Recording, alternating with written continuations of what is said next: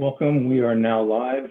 Welcome to the September 2020 Parks and Rec Commission meeting. Catherine, can you please proceed with roll call? Jeff Greenfield. Here. Ann Cribbs. Here. Jeff Lemaire. Here. Jackie Olson. Here. David Moss. Here. Keith Reckdahl. Here. Councilmember Coop. Here. All present. Thank you. Do we have any agenda changes, requests, or deletions that anyone would like to suggest? Okay, then we will now proceed with oral communications. For the members of the public who have joined us, if you would like to speak to an item that is not on the agenda, please raise your hand so that we can give you an opportunity to speak. And I see that we have some hands going up. And so Catherine, please allow our guest to speak for 3 minutes. Actually, Chair Greenfield, if you don't mind, this is Lam. I'll be facilitating the oral communication. Perfect. Thank you for jumping in, Lam. Thank you. Sorry about that. No worries here. This evening, thus far, we have 2 public speakers for oral communications. First, we have Sam Kaplinski, to be followed by Josh Below, excuse me, and I apologize for mispronouncing. Sam, you will have 3 minutes to speak. And if you could speak now, please. Hello, my name is Sam Kaplinski. I'm a sophomore at Palo Alto High School, and I'm here today to voice my support for a new skate park in Palo Alto. Right now, we only have Greer Skate Park, which is a historical skate park in California. It's great and lots of fun, but does not have much variety. We need a newly updated skate park in Palo Alto with a variety of different types of obstacles, so the kids and adults in our community have a safe space to practice their sport and art form. A petition started to show the need for a skate park in Palo Alto, has almost 1,600 signatures, with almost 600 of these signatures being Palo Alto residents, and the majority of other signatures from surrounding areas such as Menlo Park, Redwood City, and Sunnyvale. We obviously have a need for a new skate park. A common misconception is that skate parks are breeding grounds for illicit behavior. However, the reality is quite the opposite. Skate parks offer a safe area for kids to practice, which prevents them from trespassing or taking to the streets to look for somewhere to skateboard. From all my experience going to different skate parks, they're always filled with kids and adults willing to support each other's growth, whether they are skateboarders, BMX bikers, or scooters. Many of the other cities surrounding Palo Alto have great skate parks that are always filled with people, yet Palo Alto seems to be a step behind all of them. At the moment, the only skate park in Palo Alto is the Bull-Leg Greer Park, which was constructed almost 30 years ago in 1991. The Bull-Leg Greer Park is a piece of skateboarding history, being only the second cement skate park constructed in California after the wave of shutdowns in the late 80s. It should not be changed. We need a brand new skate park offering updated features that can help the large community of skateboarders, BMX bikers, and scooters progress in their sport and art form. Compared to soccer fields, basketball courts, football fields, and even community swimming pools, skate parks get more average visitors per day and cost a fraction of the price to maintain. Since I've started skateboarding, my personal experience has been that I found a healthy creative outlet that has kept me happy. I've been better at focusing on school and saw my grades rise. I've made and strengthened many connections with my friends through skateboarding, and I've been spending far less time on my screen, which is a growing problem for our generation. Palo Alto has an abundance of parks with unused land that could be hosted great skate parks. It is my understanding that the city of Palo Alto does not have the funding for this park, which is why we could raise money through sponsorship and community fundraising, as many parks across the country have. A new skate park. Thank you, Sam. And I just want to point out that we certainly appreciate comments during oral communications, but since this is not an item on the agenda, the council or the commission will not be commenting directly on your input. The next speaker, Alum. Yes, we welcome our next speaker, Josh Below. Josh, if you have 3 minutes to speak, and you may speak now, please.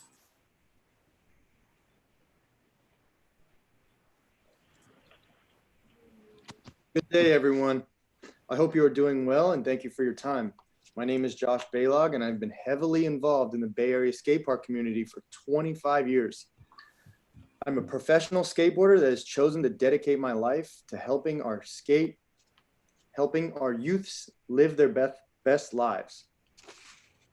Skate parks are the new form of recreation. They statistically receive much more use than baseball fields, football fields, basketball courts, and tennis courts due to their ability to allow more people to use it at once, as well as being open at night with lights during the summer heat. You can drive by the Sunnyvale Skate Park from 6 a.m. to 10 p.m. and it is never empty. Moreover, the popularity of skateboarding is exploding now that it will be in the next Olympics. It is something healthy people can do to engage their mental flow state, as well as artistic and athletic ability without the rules or judgment from referees or coaches. This is a healthy outlet for kids and adults who are battling with the upcoming social media addiction and rise in suicide due to the unrealistic standards advertised by AI algorithms. Unfortunately, this is something Palo Alto is known for, and a skate park would help for kids contemplating suicide. Moreover, this is also one of the last remaining places that are open to the public during COVID-19. Greer Skate Park is an iconic historical landmark for many skaters and many people, but unfortunately is outdated and unable to attract users due to its lack of current obstacles. A new skate park would provide these updated obstacles, as well as a free and safe place for kids and adults to exercise, make new friends, which eventually will turn into a community. The city of Milpitas just finished their new skate park, which will include lights, and we are all anticipating the grand opening shortly. We would all look forward to the same announcement from the great city of Palo Alto. Thanks again for your time and consideration. I appreciate it. Thank you, Josh. And Chair Greenfield, oh, sorry, we just had several more hands be raised. Our next public speaker is Cecilia. And Cecilia, before when you begin your comments, if you could also provide us your last name, please. And you have 3 minutes.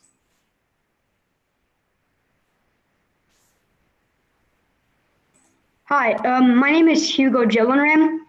I'm the daughter of Cecilia. I live in Palo Alto, and I've been to Greer countlessly times, and last time I was there were broken wine bottles. It's just a small, big bowl which homeless people go to sleep and stuff. I usually go skate Menlo Park with my friends, so we have to go to another city in order to skate. I think it would be awesome to have a new skate park built in Palo Alto. I think it'd be a great hangout spot, and just it's really a great way to socialize with people and meet new people. I actually know Josh Baylog. I met him skating Sunnyvale, and I've made so many relationships with people and friends and everything. I think to skateboarding. I just think it would be such a great way for our community to come together and just have fun. Obviously, it's tough now during Corona, but I think if we could come up with a rule, social distancing or something, since skateboarding is not a close sport. And I just wanted to say it would be a great idea. Thank you for your time. And thank you. Our next speaker that we have is Dave Kirby, to be followed by Arnold Matsuda. Dave, if you would begin speaking, you will have 3 minutes. Hi, thanks so much for the opportunity to speak, and thanks to Sam for being such a driver of this initiative. I've recently been to many skate parks with my family. So we've got scooters, skateboarders, as well as bikers that love to use all aspects of Greer Park, although it is quite small. So we often find ourselves driving to Sunnyvale or to Menlo Park in order to have a better sort of experience. I think the thing that I really love and see about these skate parks is that it brings all ages of the community together. And, I think Sam brought up a really interesting idea around sort of public-private partnerships. And so I think there's many ways to fill the funding gaps, and we could get creative around how to, get the funds needed to support an initiative like this. I think it's really a great opportunity for, mentorship of young and old, and so many opportunities to get children off screens and be outside and active.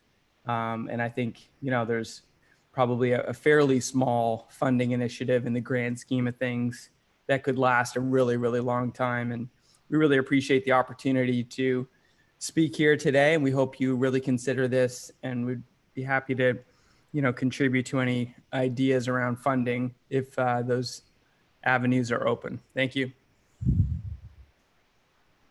Thank you, Dave. Our next speaker will be Arnold Matsuda. Arnold, if you could begin, you have 3 minutes, please.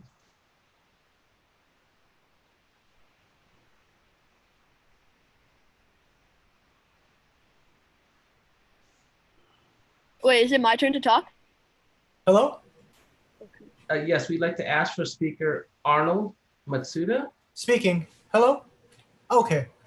Good evening, everyone. My name is Arnold Matsuda. I am a resident of Sunnyvale, but I wanted to join this meeting this evening to show my support of a skate park to be built in the city of Palo Alto. I am the parent of a 13-year-old skateboarder, but I also skateboard myself.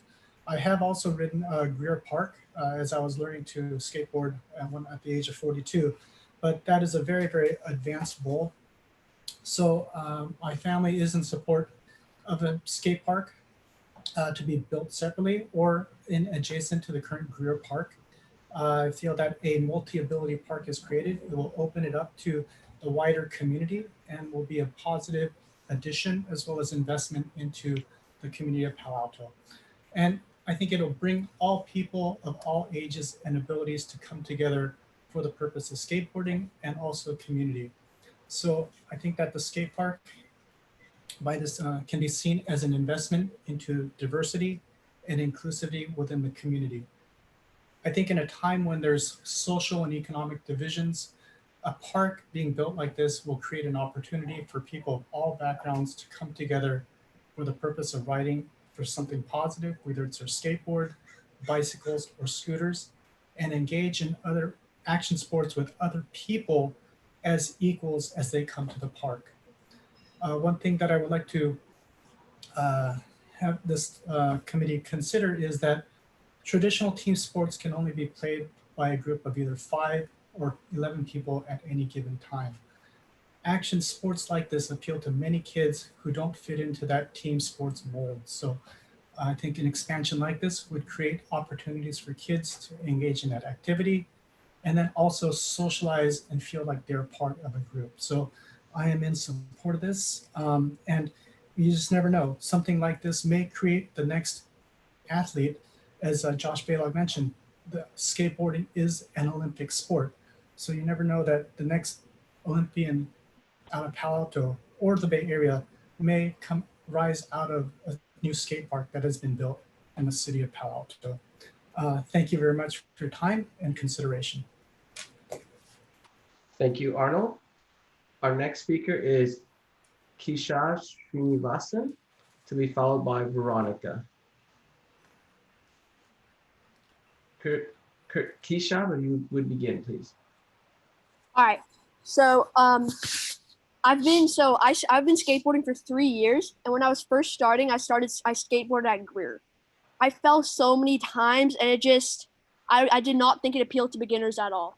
It deterred me a little because it was such a big bowl and it was scary, but I just kept skating and I just went through with it. And I started going to Burgess, and that just pushed me to keep skating. I think it would be good to have the skate park, because if we had a skate park in Palo Alto, it would get more kids into skating, and as it would encourage them more to skate. Also, I've met so many people through skateboarding. Like basically all my friends now I've just met through skateboarding. And yeah, I think it'd just be a really good thing to have the skate park in Palo Alto. It would like build a better sense of community. More people would start coming to Palo Alto and using it. And also during the virus times, it's a single person sport, so it's like a non-contact sport. So you don't really have to like touch anyone or anything. So you can social distance while doing it.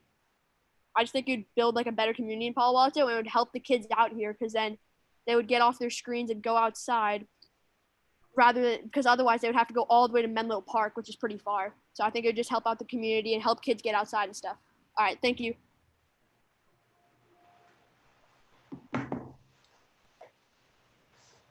Thank you, Keisha. Our next speaker is Veronica. And Veronica, when you begin, if you could provide us with your last name and also where you reside, please.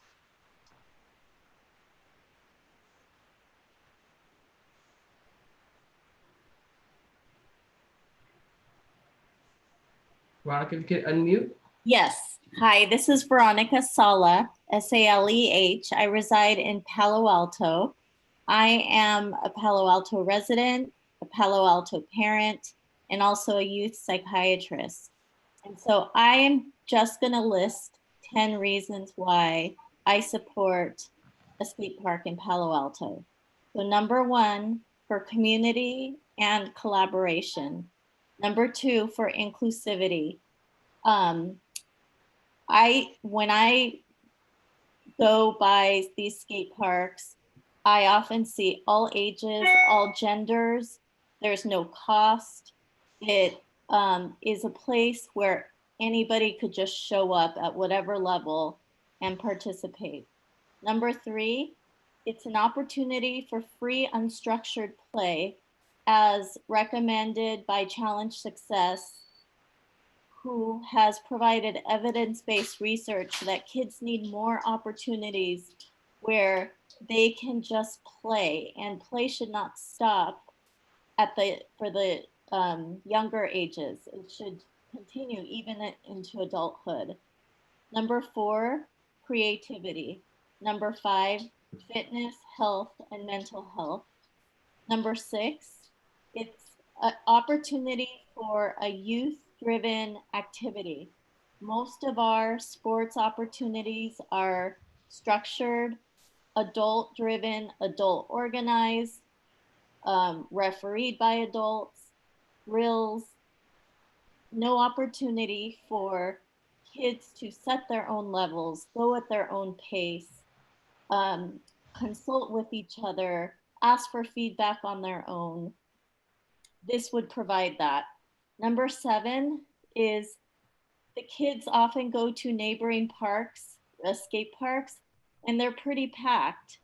And it would be really wonderful to be able to have one in Palo Alto where we could also host our neighboring residents from other towns.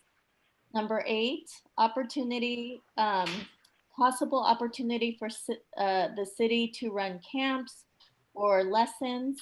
Number 9, we need a park that caters to different levels. And number 10, safety. We get less skaters off the streets, out of parking lots, and in a confined, safe space. Thank you for your time. Thank you, Veronica. Our next speaker is James Pauly, and to be followed by a registrant named Zoom user. James, when you begin, if you could please identify where you reside. Thank you so much. I reside in Atherton at the moment. I just think that a skate park in Palo Alto is just such a beneficial thing. It's helped me build so many diverse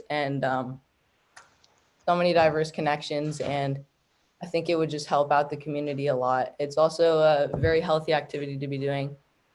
People can stay distant, and it just keeps people off their screens, and yeah, it just keeps them healthy and builds diverse connections in community.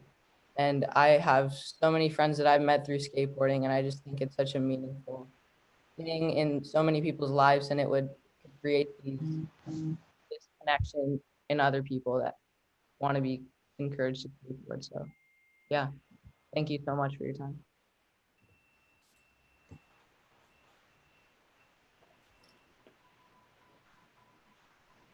Lom, before we introduce the next speaker, let's go ahead and close public comment after this one. So no additional hands after a Zoom user speaks. Yes, thank you, Darren. Our next speaker is registered under Zoom user. Before you speak, upon speaking, if you could identify your first and last name and where you reside, please.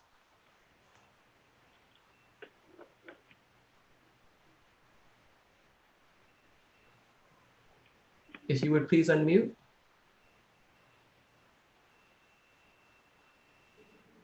Can you hear me?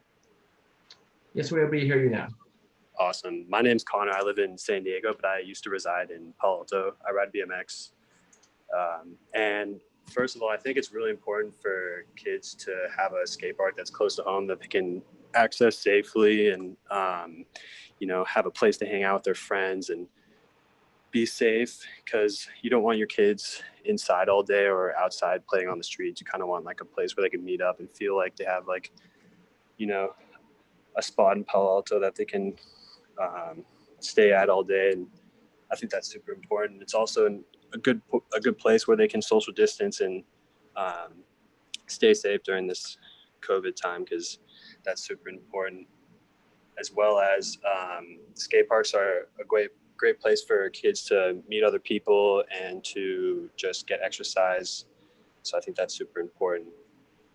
And that's pretty much what everything I have to say. I appreciate it for letting me talk. Thank you. Thank you. And Chair Greco, that concludes speakers for this oral communications. Thank you very much, Lam. And thank you to all the speakers who commented this evening. We appreciate hearing from you. And I also want to note that we did receive an email with information about the petition. And so this is information that has been passed on to the commission. So we thank you for that as well. Now let's move on to the department report, please, Darren. Thank you, Chair. Darren Anderson with the Community Services Department. I have a brief report for you tonight. First off, I'd like to let you know we're working on the dog off leash pilot program at Ramos Park. This was brought up in some of the earlier community meetings relative to that improvement project, and it seemed to be receptive with the community members that participated. On September 10th, we had a productive meeting with the ad hoc and some stakeholders that are interested in that program. And we identified some next steps, mainly that we would connect with Howard Hoffman's dog group and see if we could build some champions amongst that organization to help make this pilot successful, and to hold a community meeting to ensure we've got support from the community, from the stakeholders, and from athletic field users who also utilize that park. Want to let you know that Briones Park basketball court resurfacing project starts next week. Be about a 5-day project where we resurface that court. And I wanted to update you on Foothills Park. I've been working with the city manager's office to create some pilot program options that meet council's direction. And staff will be discussing these options and the recent lawsuit with council at a closed session this coming Monday. The guidance we received from council at that closed session will help inform staff on what options to bring to council in late October, early November, when this issue comes to council for discussion. Staff may also receive guidance from council on whether or not this issue should come back to this commission. And so when I have more information, I'll be sure to brief you. I should note that I can't speak about the lawsuit, so that more information will come, I think, when we discuss this with council on that issue. I want to let you know that the city is going to continue to monitor the weather forecast and air quality and open the cooling centers at Mitchell Park Community Center as necessary for relief from the heat and from the poor air quality. So you'll be seeing updates from the city on that when and if we need to open them again. And a brief update on the COVID-19 health guidelines as they pertain to playgrounds. It's a real challenging issue with the playgrounds. The county guidelines allow playgrounds to be open now under certain conditions, and the state guidelines require them to be closed. And ours are currently closed because of that. However, we're in good communication with multiple other agencies, and we've learned that several are now opening their playgrounds. And we're understanding how they're doing it. They've gotten a different interpretation of the guidelines that their attorney's office makes for them. Ours has interpreted it differently, but we're working now and reevaluating whether we should be open and how we should do so. And we're in close communication, as I mentioned, with some of our surrounding agencies to see how they're doing it and if we legally can. So I hope to have more information on that issue for you soon, probably by email before our next commission meeting. And that wraps up the department report. Thank you, Darren. Do any commissioners have follow-up questions for Darren?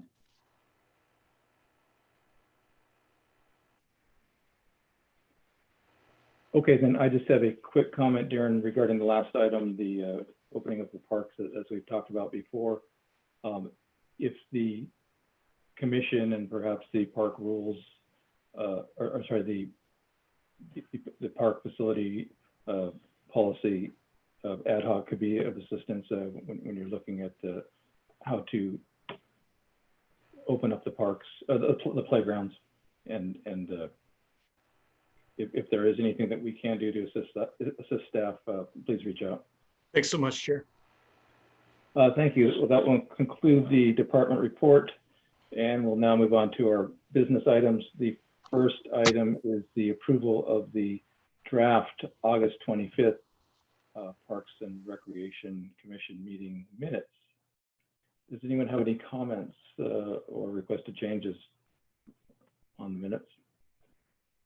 Then do I have a motion to approve? I so move. Thank you. Keith has made a motion. Anybody have a second for him, please? A second. Thank you. Thank you, David, a second. And so, and Catherine, could you go through and take the votes on that, please? Sure. Jeff Greenfield, Yes. Ann Cribbs, Yes. Jeff Lemire, Yes. Jackie Olson, Yes. David Moss, Yes. Keith Reckdahl. Yes. 6 have approved the minutes. Excellent. Thank you. Appreciate that. And then we are now ready to move on to our next business item, which is the Cameron Park PIO discussion. And this is an action. And so, Darren, would you like to introduce Peter, please? Thank you, Chair. Yes, I'd like to introduce Public Works landscape architect Peter Jensen. He's been working on this project and be presenting on our park improvement ordinance. Good evening, Commission. Tonight we'll be recommending a vote on the park improvement ordinance for Cameron Park. We've gone through a community outreach and have been to the Commission a few times to review what the proposed plan is. Unfortunately, now I can't find it. Here it is.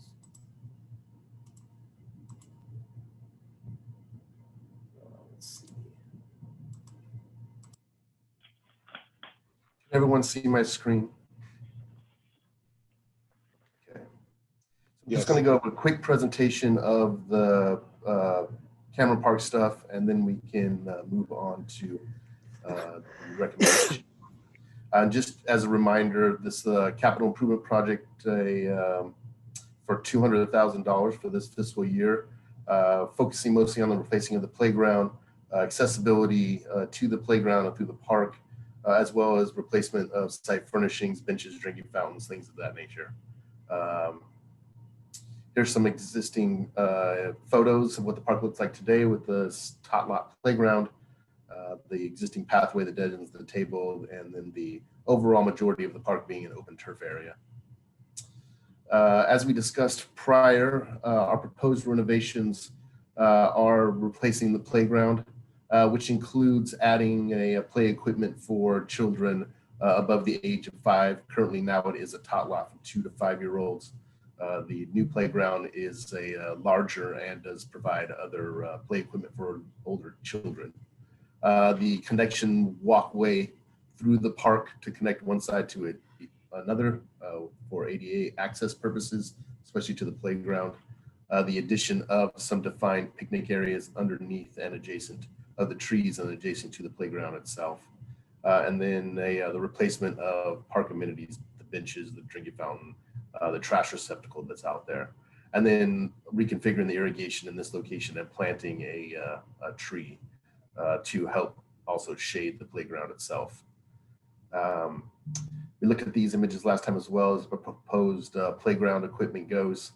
I think main thing that we got in here that was comments from the commission and from the community was the shade in the playground, and we were able to work with the playground equipment provider to provide a swing structure that actually has a built-in shade over it, which is nice for the playground to get day one shade out there. Eventually the tree will do it, but until then, we do have some shade. And then just looking at the side amenities, what we're working now for our proposed trash enclosure, the drinking fountain, the table to match the existing table out there, and the benches as well. Just a reminder of the schedule of the project. Once we get past our approval with the park improvement ordinance, we'll go out to bid and then start construction on it. Hopefully we can start probably around the beginning of the new year is when I would say that we would start work. There is a project webpage. If anyone is interested from the commission or the community, can go to the webpage at thecityofpaloalto.org/Cameron Park and look at and see all the community meeting information presentations, as well as the Parks and Rec Commission presentations that can bring you up to speed on the project status. If there's any questions or comments now, we can take them. If not, then we can move to the park improvement ordinance and consider that. Thank you, Peter. First, I think maybe we should give the public an opportunity to speak on the item if they'd like to. If there's anyone who would like to speak, please raise your hand.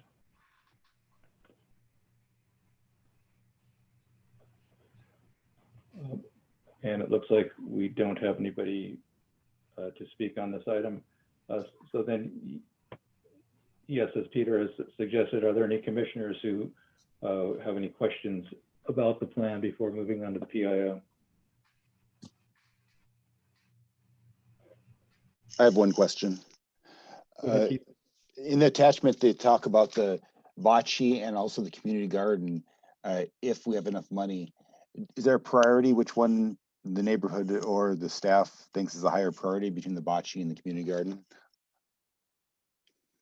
I think that if we have enough money, that the bocce court, I think, had more support as far as votes go from the community survey. The community garden aspect was more and takes more action by the actual community to get out there and actually start to do some of the physical aspects of it. I have not heard from any community members that seem interested in building a community garden at that location. So if we did have extra funding, it would start to look at adding that other amenity, which we looked at as being the bocce court.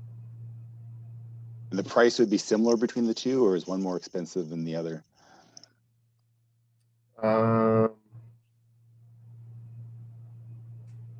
It's just dependent upon the size, I guess, of the community garden. The bocce court is probably just as more and is a smaller defined space and doesn't require the utility as far as water goes to provide at each garden spot like we do for other gardens. So I would say if you develop the whole garden, it would be more expensive than developing the bocce court, which is kind of a standalone thing.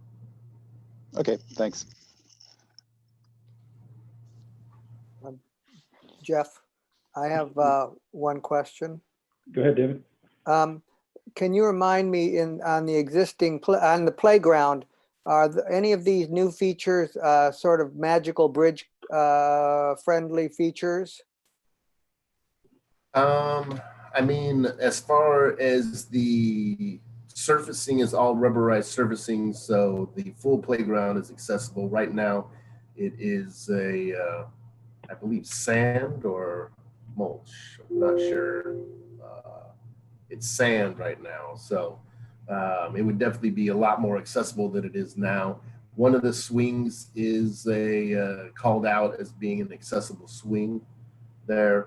The playhouse is fully accessible. The only thing, of course, that it is accessible but does pose challenges is just the access to the top of the slide. The equipment meets ADA standards as far as that goes, but having the transfer deck at the bottom, we know is very difficult for people still to get to the top, but due to the size of the playground itself, unfortunately, that there's really no way around that. So will it be more accessible, more things to use? Yes. Will it be as accessible as Magical Bridge Playground? No, it will not. Yeah, that's fine. I think we had decided a while ago that every new playground would have some new features that would be compatible, and you've done that. Thank you. Thank you, David. Anyone else? Yeah, Jeff, I have one comment. Please. Peter, as always, thank you for your great work. And I just want to compliment you on incorporating the shade into the playground features. And I think that's something, anytime we can do it is very, very beneficial for our parks and for our children and our users. So thank you very much for being able to incorporate that. And I will give credit to Jeanette Cerna from Community Service, who worked with the playground provider actually to get that put together. So she did a good job of figuring out a solution to that. So thank you. Anne or Jackie, do you have any comments? No, nothing from me, Jeff. It looks great. Thank you.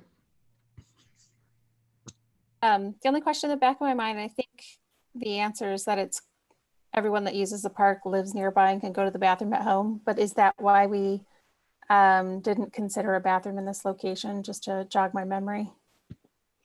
The question of where bathrooms are selected is something we took up with the Parks Master Plan a couple years ago.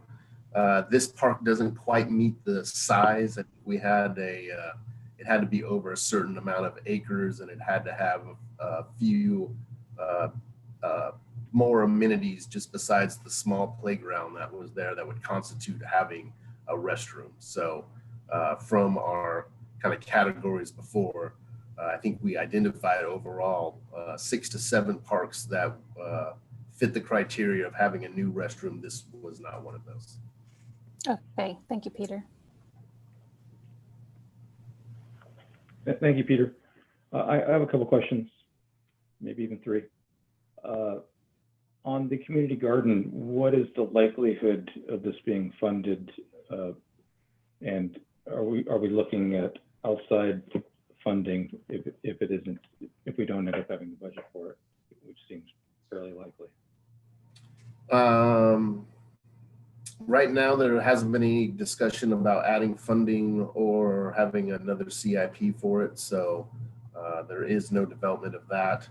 I think mostly the suggestion of having a community garden was to alert the community that was a possibility. And if they wanted to take on the physical aspect of creating it, that city staff would assist them doing that.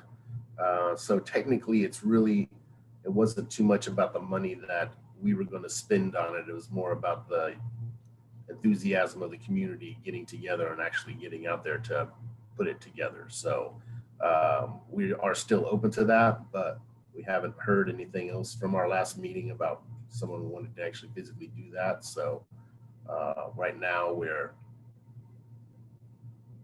that is still an idea that we can move forward with, but it's not currently something that we're looking at doing.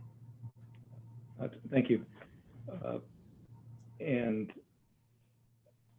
so if the community garden is not added, it'll just remain as a grass area? Yes. Yeah, basically like it's showing on this plan now.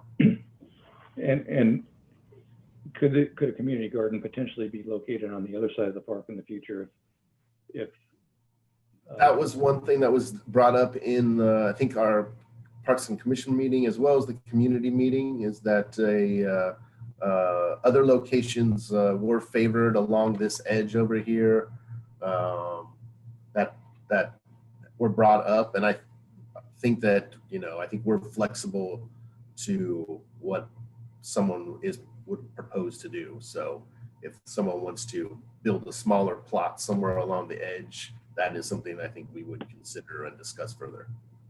Okay, so this location is open for discussion. Right.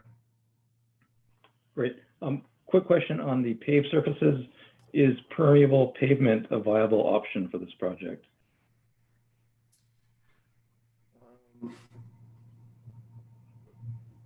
I think that it is. It definitely has some extra cost to it. My overall philosophy on permeable paving is the paving should be made permeable where it is sheet flowing off into the gutter. Because this is just sheet flowing basically off into the adjacent grass area. I don't, it's definitely a non-permeable surface, but it's technically draining into a permeable area. So it doesn't have the overall impact that runoff does. So I think just for ease of maintenance and for consistency of the surface, that concrete that matches what's out there is the recommended material. Okay, thank you. So it's not worth the extra expense of installing it, the extra expense of maintenance and the consistency. That makes sense. Yeah, not in this area. And finally, it sounds like one tree will be added. Is that accurate? Yeah, the tree type that's planted there already is the red oak, and it becomes fairly large. I think that the three that are there aren't very old. They're probably 10 to 12 years old, and they're already fairly significant trees. So we were just meaning to plant one more out there. I think would be fine with that tree variety, but we could consider more if it's a desire of the. And the location you're talking about is below the playground, toward between the. Yeah, basically in here that it's going to then shade and provide more, day shade to the playground. These trees will protect the playground later during the day, but earlier during the day and during the hottest part of the midday, then that one specific tree will do the work of shading the majority of the playground. And we could put Walter on the spot later and ask him what kind of tree to put there, but what do you have in mind there? Or are we looking at? No, the three trees that are here right now are red oaks. So I would say that we would just plant another red oak. It is not a native oak tree, but it does grow extremely fast and becomes extremely large. There's one, I think, in the at the art center in the little courtyard that's planted in the raised planter. If you want to see like a scale of it, but it's quite large and it's a very broad and big kind of cathedral canopy to it. So you'd be looking at adding additional red oaks for consistency and because it's fast growing for the shade coverage? Exactly. Okay, and the reason I bring this up is we've been having really ongoing presentations on best practices for the natural environment and wondering if adding a native oak would be a viable solution there. Perhaps not as fast growing, but would be more of a connection to the native species. Yes, and I would agree with you. We definitely try to promote and plant not just native trees, but native plant material as well. This location is a little bit tougher because it's out in the turf area. Native oak trees aren't particularly very happy about growing out there because it's usually too much water for them. There is an adjacent native oak tree that grows on the property next door that overhangs a little bit. We could consider planting some native oak trees along the edge of the planting area in here where it's basically not developed at all to get them out there. And definitely they grow at much slower of a rate. Where the red oak will become a full-scale tree, like, a good 40 feet tall at 40 feet spread in 30 years. Our native oak tree would take 80 to 100 years to grow the same size. So understood. It sounds like considering adding some native oaks elsewhere would be a good solution and alternative. Thank you very much for all of your comprehensive work and thought and detail that's gone into this. Councilmember Koo, do you have any comments? Thanks, Lydia. I was lip reading. Any other further comments by commissioners? Okay, it's all yours, Peter. Hey, well, Darren, you can help me with this. Tell me what the process is of the recommendation. Yeah, thanks, Peter. Essentially, we're asking the commission here to recommend that the city council adopt and approve the attached park improvement ordinance authorizing the renovation as described in the attachment for the ordinance itself. So if the commission would be ready to take a vote for that, that would be outstanding. This is Jackie. I move to recommend that the city council adopt and approve the park improvement ordinance. Thank you. Do we have a second? Yes, I would second that. Okay. I can ask you to speak to your motion, but maybe it'd be more appropriate to ask first if any commissioners have any questions about the ordinance. And if not, then I think we could probably move forward to have a vote. Unless the Commissioners Olson or Vice Chair Cribbs would like to comment further. Okay, Catherine, can you please call for execute the vote on this for us, please? Yes. Jeff Greenfield, Yes. Ann Cribbs, Yes. Jeff Lemire, Yes. Jackie Olson, Yes. David Moss, Yes. Pete Reckdahl. Yes. 6 to pass the PIO on Cameron Park. Thank you, Catherine. Thank you, Peter and Darren. That's excellent. It's great work, and we look forward to seeing the next spruced up version of Cameron Park in the near future. Thank you very much. I will add just one last thing on the oak trees is that we are planting a very beautiful and adding to the native stand of oak trees next to the Junior Museum and Zoo, which is getting very close to being completed. So I hope that is a beautiful aspect of the new facility as well, that we get to expand that beautiful native stand that's there. So yes, let's try to plant native trees as much as we can. Thank you, guys.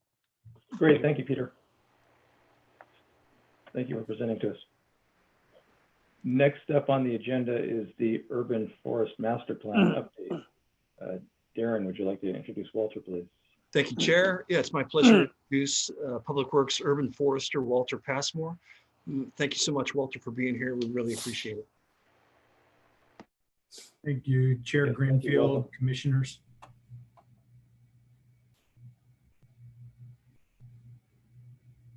I'm sorry, was there a comment, Chair Greenfield? Just trying to cut you off and welcome you. Okay, thank you. I am going to start sharing my screen. I'm going to give you a brief presentation.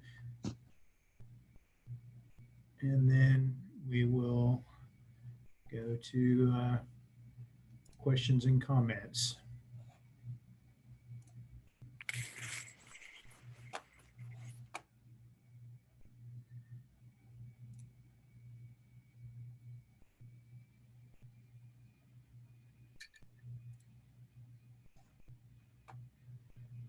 All right, is everyone seeing that fine? Very good. So this is not just about the Urban Forest Master Plan. This is another chapter in the series of Sustainability and Climate Action Plan that the Commission has been hearing in the past. And I'm going to browse through some of these slides pretty quickly and dwell on others in a little bit more detail. So, as you know, the Sustainability Climate Action Plan has a number of chapters, natural environment being one of those. This is kind of a review slide. It is important to note that the 80 by 30 goal is a reductions emission goal, and it doesn't do a great job at capturing the goals that we have for natural environment, because we have not quantified the carbon impact of natural environment yet. So it does not show up on the charts. It's not reflected in our numbers. These are the chairs for the different chapters. I will note that Darren is part of the natural environment team. So we've been relying on some of his expertise as we develop this chapter. Again, quick review. This is the emissions slide, and note that there are no natural environment elements on this chart. We suspect that the sequestration from the urban forest would be about 100,000 tons annually, but that has not been quantified yet. So that would be kind of a below the line offset for some of these emissions. Here's a slide that I would like to spend a little bit more time on because it kind of helps us to understand how natural environment fits into the context of our sustainability climate action plan. You'll note on this graphic on the left side is the dirty little factory and the little cars that are spewing emissions and causing all these problems that we're trying to correct with the sustainability climate action plan. But you'll also note that in levels of increment, that 7.7 number is really a pretty small number on the chart. Now, granted, this is the global carbon cycle, so that's 7.7 petograms or billion metric tons. So, I mean, that's a pretty big number. But when you compare it to the other numbers, such as the amount that plants photosynthesize at 120 petograms or billion metric tons, it's rather a nominal number.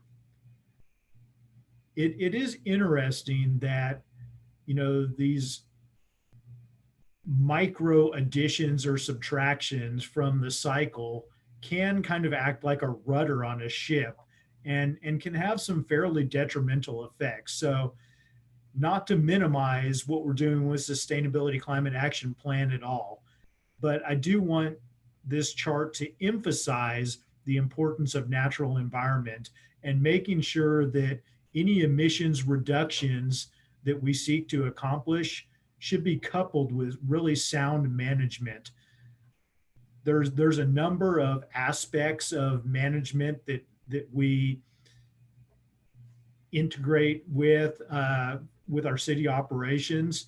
So things like fire, timber, soil, water, land use, these are all areas of intersection that we can have significant influence. And especially when you think about the amount of carbon that is stored in soil. So those blue numbers are carbon pools. That is how much we're storing. So, you know, the 7.7 number on emissions is compared to a storage number of plants of 560 billion metric tons. Soils are storing 1,500 billion metric tons. You can see the ocean is in the thousands of petograms. So, you know, these are huge amounts of storage in pools of carbon. And if we fail to manage these effectively, those could be returned as emissions or losses. So it's really, you know, important to kind of understand the global carbon cycle and how all of this works so that we can reflect on what actions are we taking to reduce emissions, but also how can we make our natural environment work as well as possible.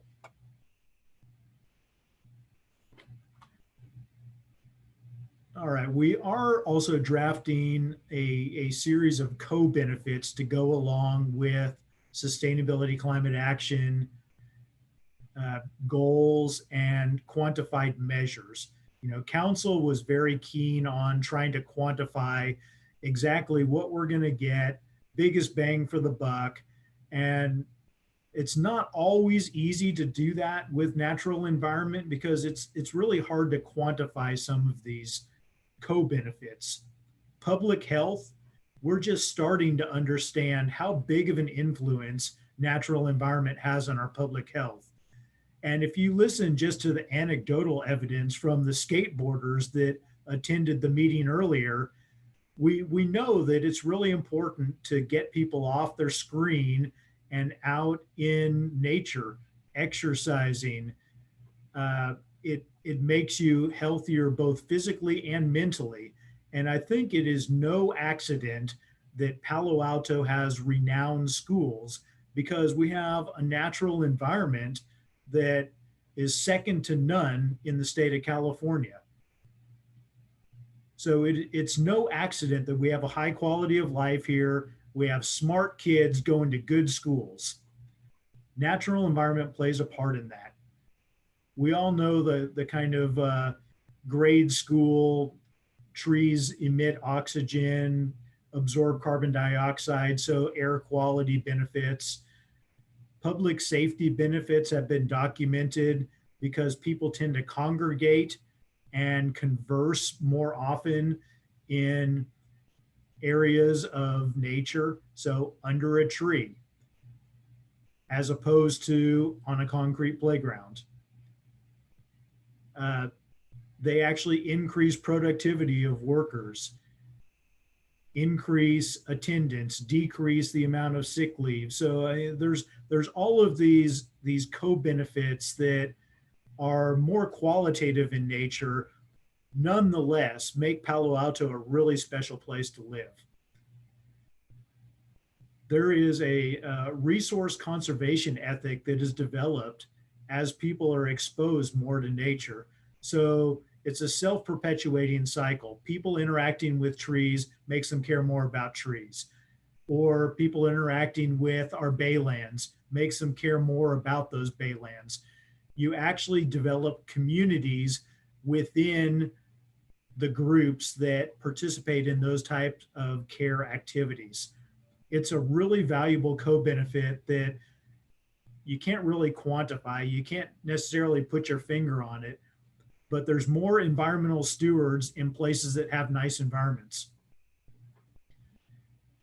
Regional benefits extend beyond the city boundaries. Obviously, nature does not respect municipal boundaries. So what we do in Palo Alto is a benefit to people living in East Palo Alto and Menlo Park and Sunnyvale, where they have less tree canopy, where they have less access to great parks that we do here in Palo Alto.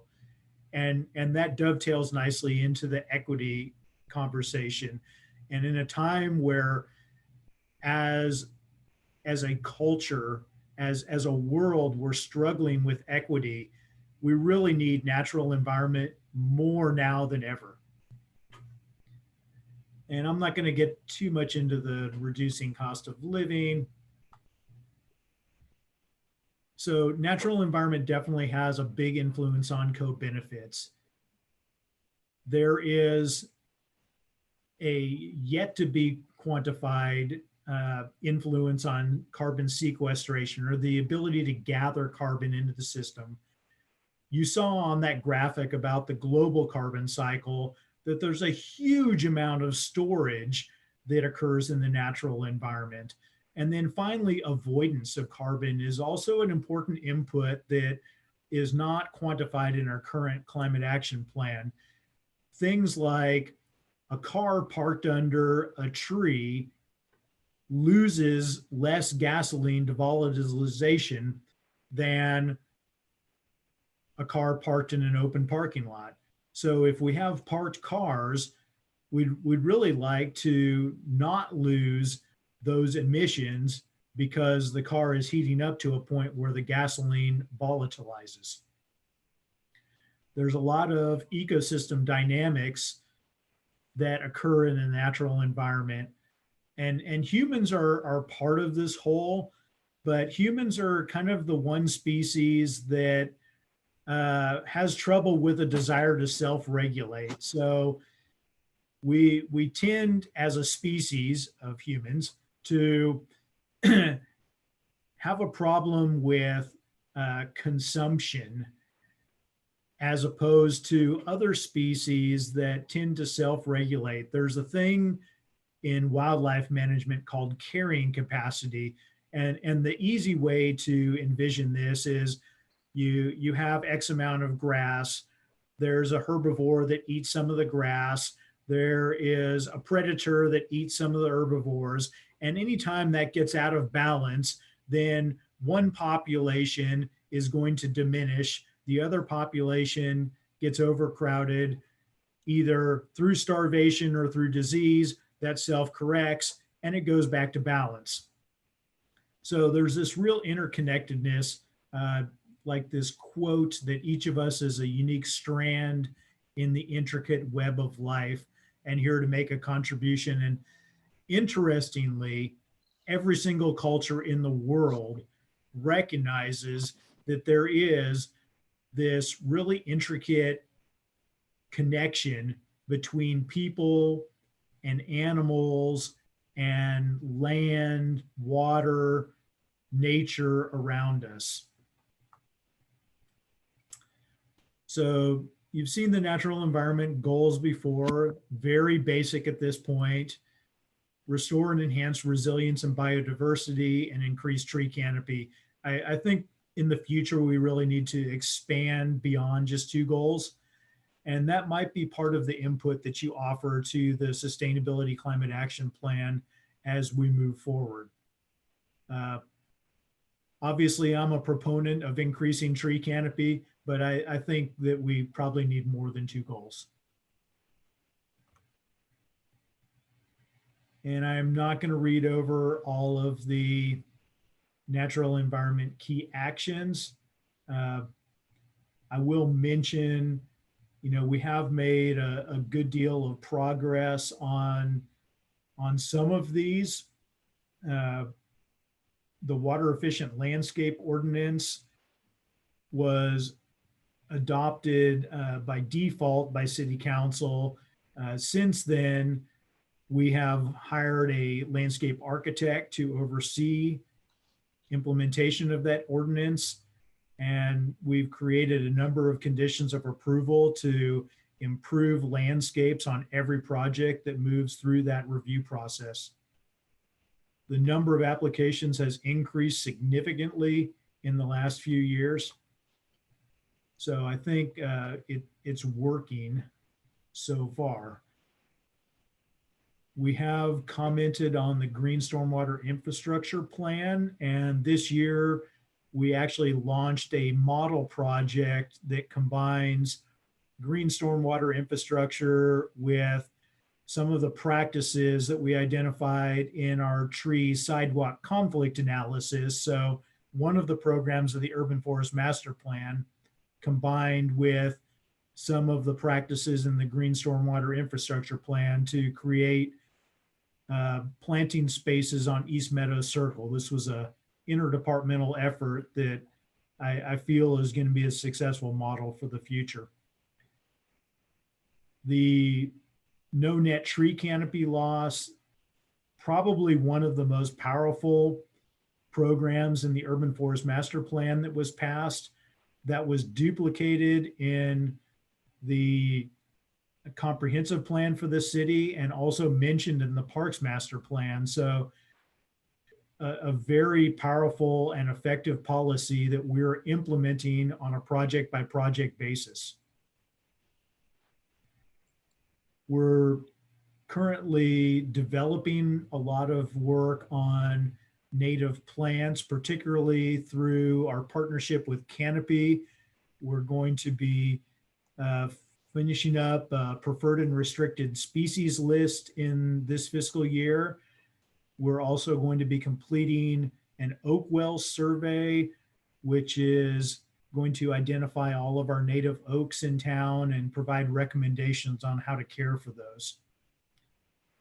We're also establishing a baseline for carbon storage of tree canopy. So this year, through our enterprise GIS system, we are launching a tree canopy analysis tool that will allow us to assess the percent tree canopy cover and the square footage of tree canopy cover on a parcel by parcel basis.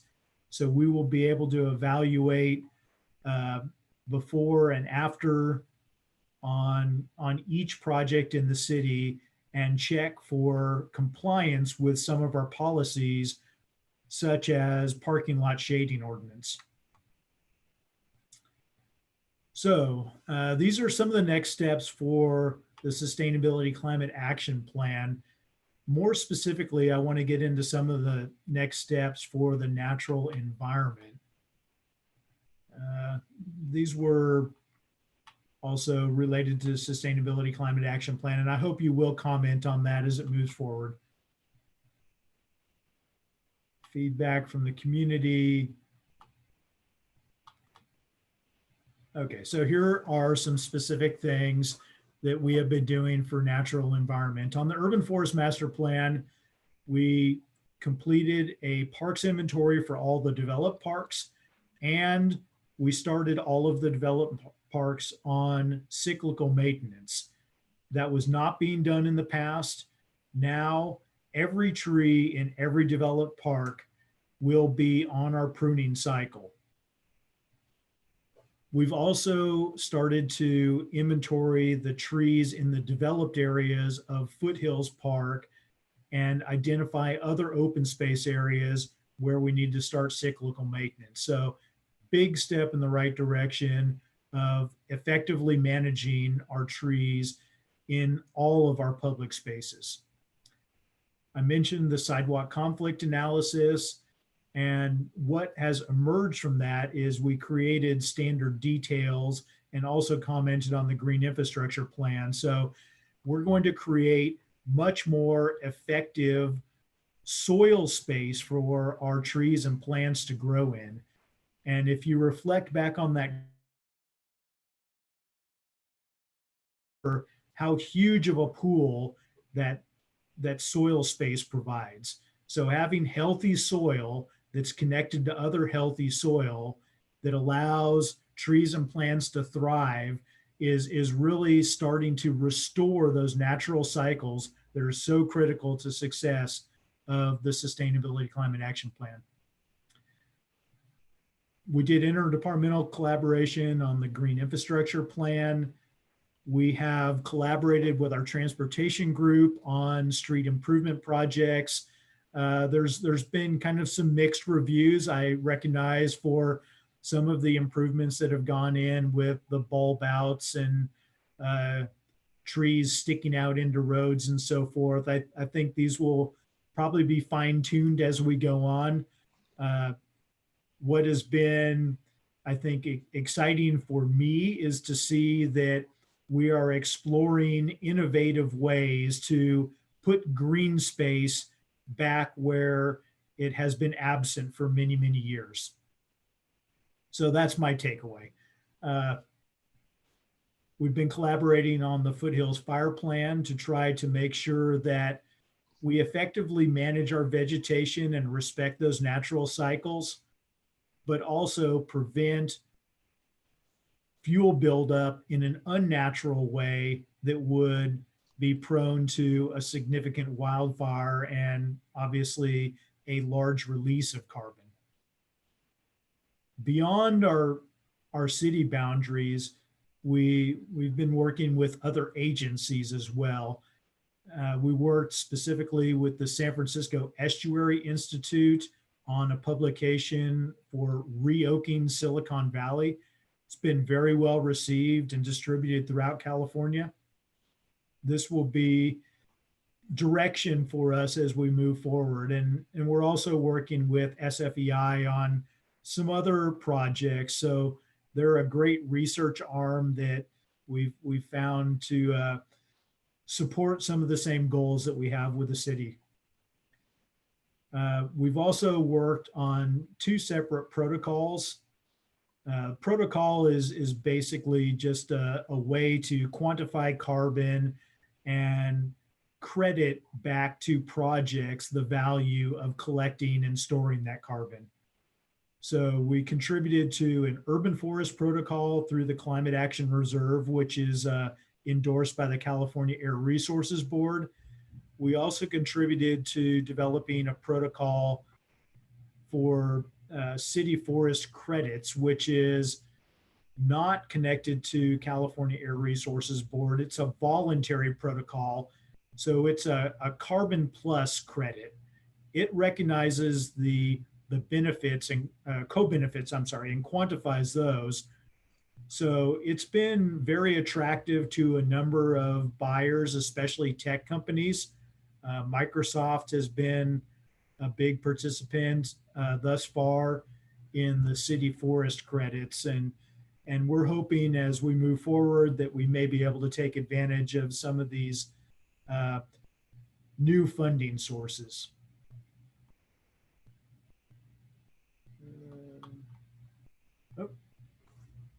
Okay, I think that might have been my last slide. Yes. So with that, I will be glad to take questions. Well, thank you, Walter. Appreciate you coming back to speak with us. There's a lot there. I'd say it's a lot of very dense content that you're presenting to us to try to digest.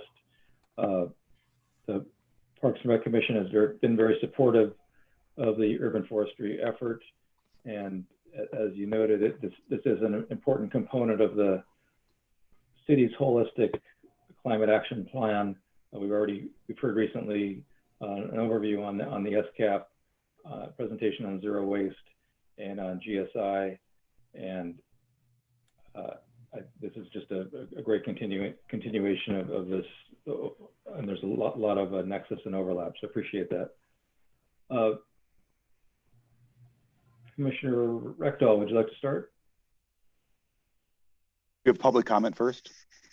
Yes, thank you. And we do have someone to speak. Thank you for redirecting me. Paul? Yes, we have one speaker this evening, Karen Otto. And Karen, if you could identify where you reside as well, please. And please begin. You have 3 minutes. Thank you, Carlin.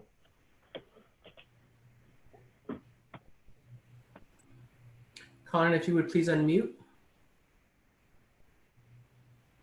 Okay, I live in the southern part of Palo Alto in Charleston Meadows neighborhood.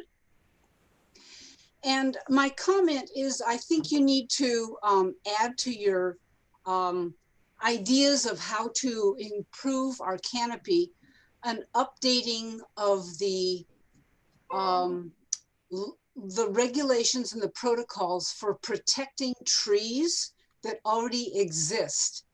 And I'm basing this comment on, and in fact, I have 3 recommendations, but I'm basing the comment on an incident that happened in my neighborhood on the 6th of July, in which a neighbor who essentially hates trees, started cutting down his heritage tree at 8 o'clock in the morning. And a lot of neighbors tried to stop it, but we had no authority. We called the police, they have no authority. By the time anybody in the city could respond, the tree was hacked pretty much to death. So I would like to see you update your enforcement procedures. For example, you can increase the fine, $5,000, or even, really you need to increase it to like $20,000 or something huge. These people who own these houses in Palo Alto were all unfortunately way too rich, and $5,000 means nothing to us. If we want to get rid of a tree, we'll gladly pay $20,000 to get rid of a tree. So you need to increase that fine. You need to fine the tree company, not just the owner, and this will make tree companies reluctant to follow instructions that they know are not right. I think there needs to be a real-time process in which we can get faster reaction for when we call into the city and complain about a tree being hacked to death. And by the way, the tree that was being hacked to death was a heritage oak tree. It was a beautiful, gorgeous, probably more than 100-year-old oak tree.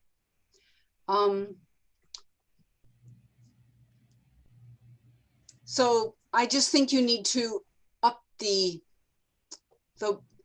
need to make it easier for neighbors to save trees that are being destroyed by someone in their neighborhood who doesn't want it. And right now it's almost impossible. The person just goes ahead and gets rid of it and it's gone.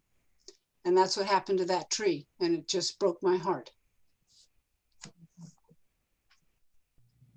Okay.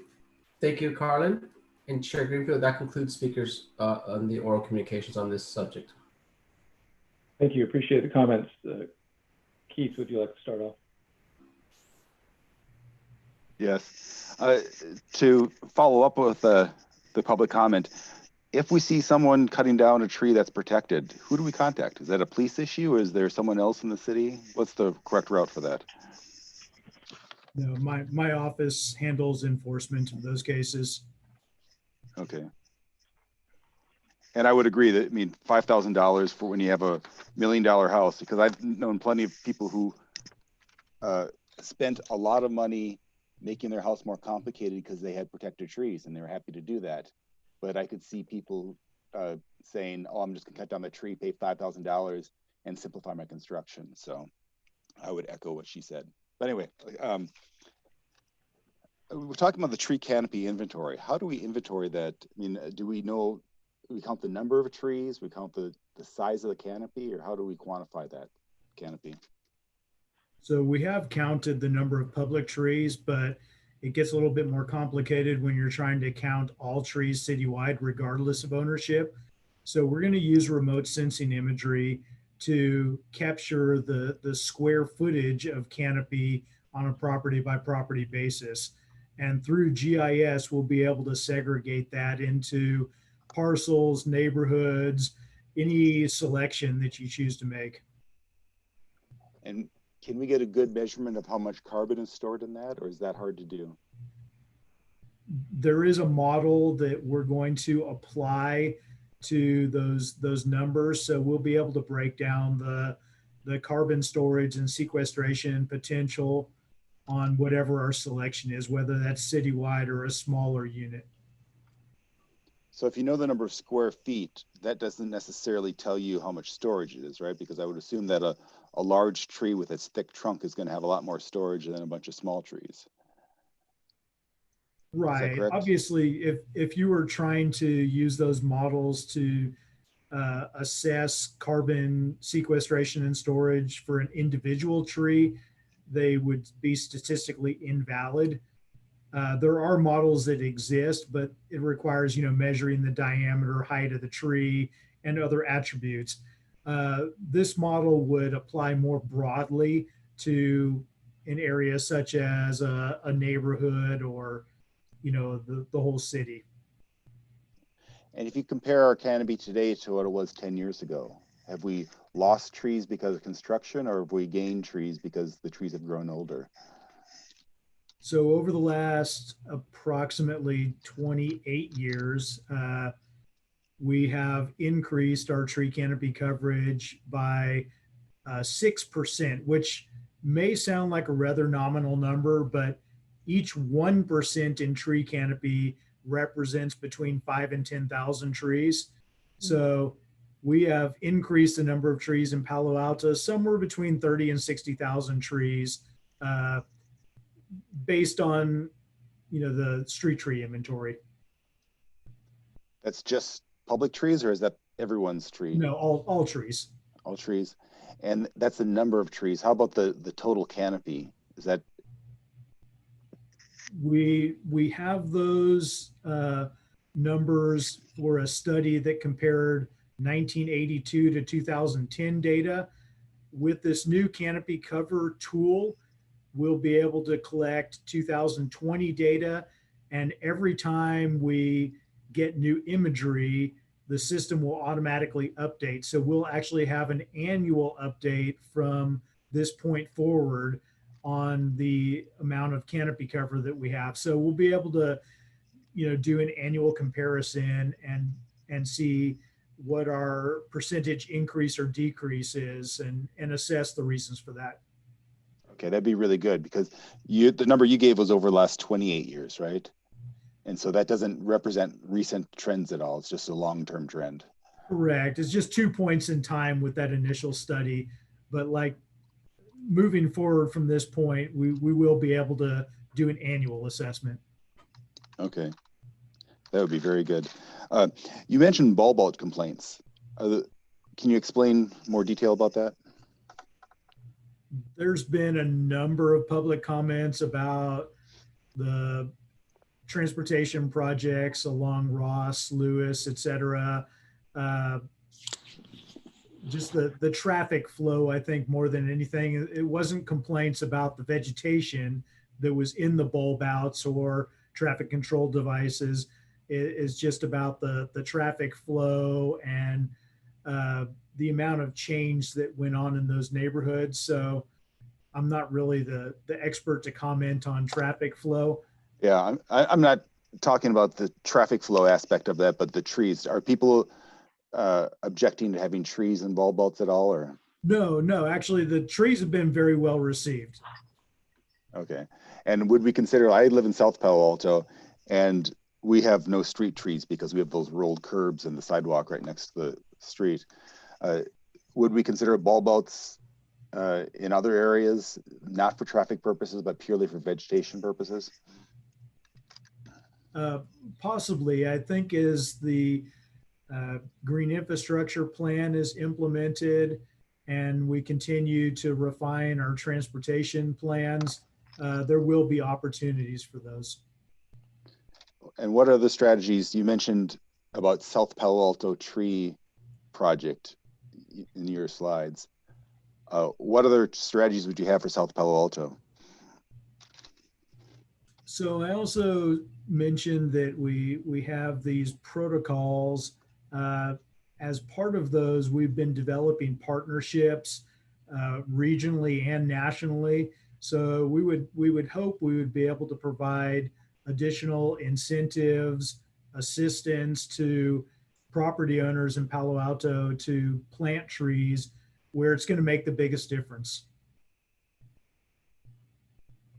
Okay, so that's just planting it on their private property there. Correct. That's really our big opportunity. Most of the public space is planted almost to capacity. So in our inventory, we log vacant spaces, and currently we're close to a 95% occupancy. So of all the inventoried spaces, only about 5% are vacant. In comparison, there are a much higher number of spaces on private property just from looking at the canopy cover assessment. So we suspect just in South Palo Alto, Page Mill, Oregon Expressway South, there are about 24,000 vacant planting spaces for trees. And of those, we did a survey through Canopy, and more than 50% of the residents said they would be willing to plant those spaces and that they foresaw no obstacle that would prevent them from doing so. So I think conservatively estimate that we could add 10,000 new trees in private property in South Palo Alto. Okay, wow, that's impressive. Finally, Foothills Park, have we had any problems, I guess open space in general, but Foothills Park has the most trees.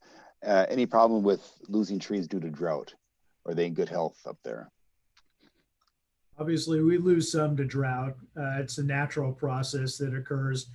I don't expect that it has substantially diminished the canopy, because when you lose some, then new trees take their place. Darren could probably comment on that better than I could.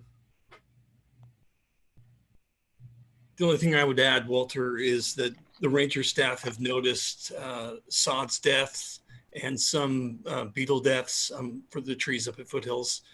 Again, probably not a very big percentage. It's fairly small, but it is noticeable. And when a tree dies and stays upright, do we let it be? I mean, there are some animals that use that, but that's also a fire issue too, right? So what do we do when a tree dies but stays upright? Would you like me to help with that one? Yeah, yeah. This for Darren. Sure. And Walter is, when we're in trouble with trees, I call Walter and ask for his help. So he's the end all be all when it comes to that for my group. And it totally depends on where it's at. So if we've got it in an area near a picnic area, for example, and the tree is dying and become a hazard, there's a hazard inspection done typically by an arborist on Walter's team, and it's addressed. If it was somewhere that's really safe and it's died, and it stays is the norm. Okay. I'll just add that snags are really valuable wildlife habitat. They provide things that live trees do not provide. So to the extent possible, we like to leave them here and there. Okay, thank you. That's it. Thank you, Keith. Commissioner Olson?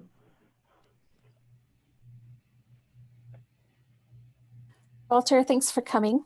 And I'm glad I get to go next because I have a question backing on Commissioner Rechthal's question. If there's a dead or dangerous tree on private property, is it the same process, or is that handled a little differently, particularly if the homeowner is not supposed to be sort of lowering the canopy on their property? How is that handled? So we only regulate a very small number of trees. Valley oak, coast live oak over 11.5 inches in diameter, redwoods over 18 inches. Any other tree on a single family residential property that is not being developed does not require a permit. So the property owner would hire their own arborist. They would consult on the tree. They would make a decision on what they're going to do with it. However, the city will provide information, will provide references to property owners. We will do kind of some preliminary guidance over the phone or via email, but there's nothing that can replace an on-site visit from a qualified arborist to do a thorough assessment. Okay, but there's no penalty there. And if it's a new project and say there's a stand of eucalyptus, for example, that the owner wants to take down as a nuisance, would that impact their project and the decisions around replacing that for the canopy requirements? No, we do have the no net loss of canopy policy, which we apply regardless of species. We would, actually encourage the removal and replacement of certain species that are invasive or a fire hazard, just because, we want to improve how our environment functions. And so we have approved those types of removals in the past. And I would suspect we would continue doing those and, encouraging people to make a more functional environment. But would they have to replace it then with an equal size canopy if it's part of their project for their home, but with a better species? We try to apply reasonable interpretation to our policies and ordinances. Yes, on the face, no net loss of canopy means that you would want to replace with similar stature trees, but we do have other mechanisms that we could consider. So I guess it would, it depends on the project. We look at everyone on a project by project basis, and we try to be reasonable with our property owners. Yep. Okay. Another question for, you had mentioned that a number of homeowners said they would be happy to do planting on their own private property. Would that homeowner be funding those plantings, or does the city help them in some way? Currently, the city funds canopy through the forestry fund, which is a fund that developers contribute to that cannot plant the required number of trees to replace their canopy on their own property. So there's some projects that pay into that fund. Money from that is transferred to canopy to plant trees on private property in South Palo Alto where we need them. So there is a funding mechanism. It's a relatively small amount now. In the future, we would like to grow that to be able to apply it to more properties, because out of the thousands of properties in South Palo Alto that would be willing to plant a new tree, we're only getting to like 100 to 200 a year. So it's going to take us a long time at that rate. We would really like to increase that rate and get more trees planted now. Great. Okay, that's all my questions. Thank you so much. This has been super interesting and educational. Thank you. Commissioner Lemare? Walter, thank you so much for coming and speaking to us again. It's always so enlightening and educational to have you here. I really like to hear about the cyclical maintenance that you're doing and IDing the trees and just how you're cataloging everything. Also, just trying the innovative ways, even if sometimes the innovative ways get some negative feedback, at least we're trying some new things. And I think that's wonderful. I don't know if you could speak a bit more, and I don't know, this could be Darren as well, but certainly love all the interdepartmental relationships that you have. You spoke about preventing fuel buildup in Foothills Park. And I was wondering how that is addressed and what's the mechanism for removing that buildup, or what do we currently do with that? Darren and I both serve as co-chairs on the Foothills Fire Plan. I'll probably let him start since he's the Foothills Park expert. Yeah, thanks, Walter. It really began, Commissioner Lemire, the headway on fuel reduction and safe space around the facilities within Foothills Park with our partnership with the County Fire Safe Council. And they've been our mechanism to use the CIP dollars and funding sources we've got dedicated to that Foothills Fire Plan to making it realized. And so they oversee crews. We bring in CAL FIRE crews and they come in. Within Foothills Park, if you've been up, gosh, I think the most significant clearing was in the last year or two, when you look at the roadside clearing and the picnic areas from the entrance all the way down to the Oak Grove picnic area, where you can see significant fuel reduction. Same with Toll Camp, same with the 7.7 acre area. And it's the routine that we're into now where we make the difference. The other things we focused on are the escape routes, and then up and down Page Mill Road, where you can see a fairly significant reduction of fuel that used to be within that first, somewhere between 6 to as far back as 30 feet off the roadside edge, that we've made good headway and sustained it. Also up on the Los Troncos Trail at the very, very, very top. Yeah, in addition to, I sometimes separate that in my mind because we use a different contractor for the disking work on Los Troncos and our fire roads and foothills, but it's the same principle of keeping safe areas and reducing fuel load and having those buffers. Thank you. Thank you, Commissioner Moss. Please continue. Yeah, I just had a couple comments. I was going to bring up the fuel buildup, but that was already done, so that's great. You said that the pollinator and native plant program is not going to be official until FY22, which is about 1.5 to 2 years away. Is there any reason why you can't do that now? We're doing significant work on it right now. I don't know if maybe the plan's just not going to be adopted until that time, but we've made great strides in updating our integrated pest management plan. And also we've started to construct a biodiversity index, which recognizes the value of pollinators. It's kind of a work in progress right now, but something that we hope will all coalesce at the same time. If I could just add on to that one, Commissioner Moss, to what Walter just said, we haven't waited. We've been working on pollinator native plant improvements to open space areas for 20 years. We've been doing the same for urban parks and for even non-park areas, like that presentation you had from Juanita Salisbury. Dr. Salisbury presented on that. So it's nothing we're waiting on, but I think the big improvement that we could make is being part of every capital program. So what we end up happening every time is we're so short on dollars, all the nice to do's, like improve the habitat, it's more than nice to do. It's critical that we do it. And unless you build it into the capital program, it just doesn't happen well enough or consistently enough. So the commitment we're trying to make is come FY22, we allocate a certain number of dollars to every CIP to make some sort of habitat improvement, even to the urban parks, because it's so important. Okay.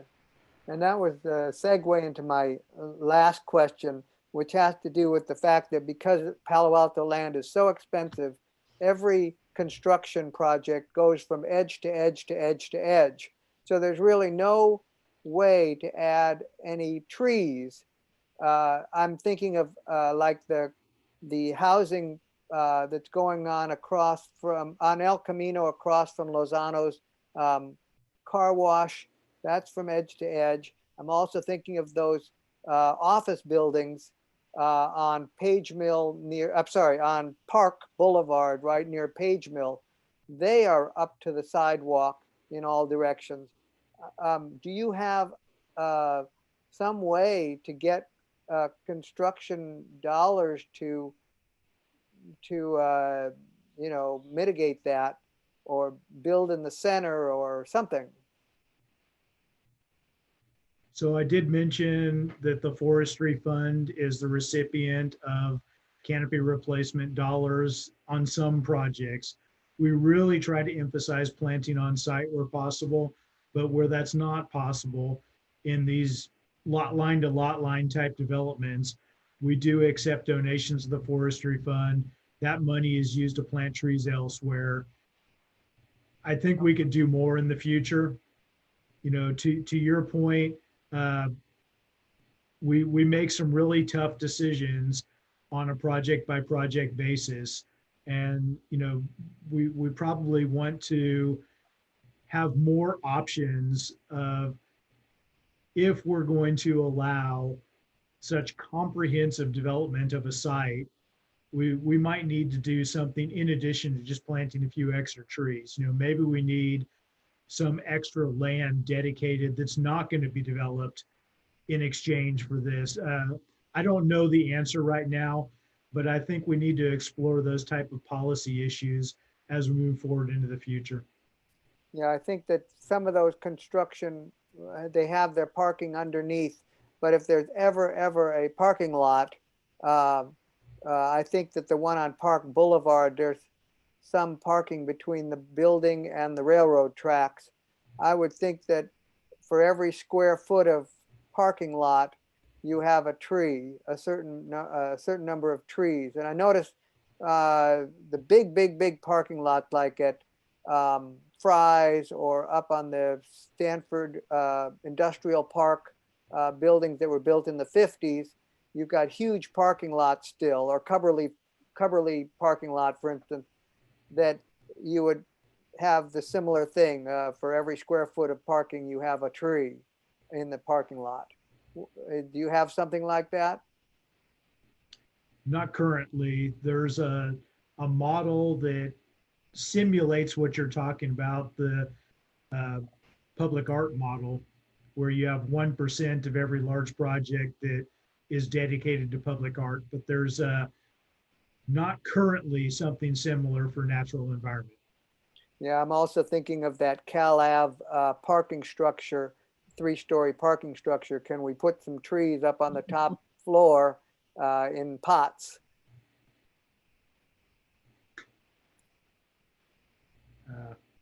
Not in the current design. We did do a lot with the streetscape though. All right, that's all I have, Jeff. Thank you, David.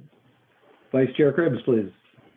Yes, I'm back. Somehow I got kicked out for a while and I missed David's questions, but I'm back. And so first of all, Walter, thanks so much. It's great to have you here as usual. And we all learned so much from you, so we appreciate it. I was interested in the South Palo Alto Tree Planting Initiative, and I think I've heard enough about it tonight, but when you come back again, it would be great to hear more specific details about that and how the commission can help kind of publicizing the fact that you have an opportunity to plant all these trees, but we don't have enough money to plant them, but how the community could get involved in that. That would be pretty remarkable. I have a simple question about street trees. And if you have a neighbor who has a dead street tree who wants to have it removed, because it's a street tree, am I assuming that the city will do that? Yes. And is there a long backlog of those to do? Unfortunately, yes. COVID really backed us up. This time last year, we were about a 3-week return on responding to work order requests. Now we're 6 to 12 months. Ooh, okay. So I'm very familiar with a birch tree next door to me that is dead and dying and needs to come out. So hopefully that happens soon, but I just wanted to know if they were doing the process correctly. And then finally, I'm sure that we're working with all of our neighboring cities and the region on the kinds of things that you're talking about. Could you talk a little bit more about the regionality of all of this?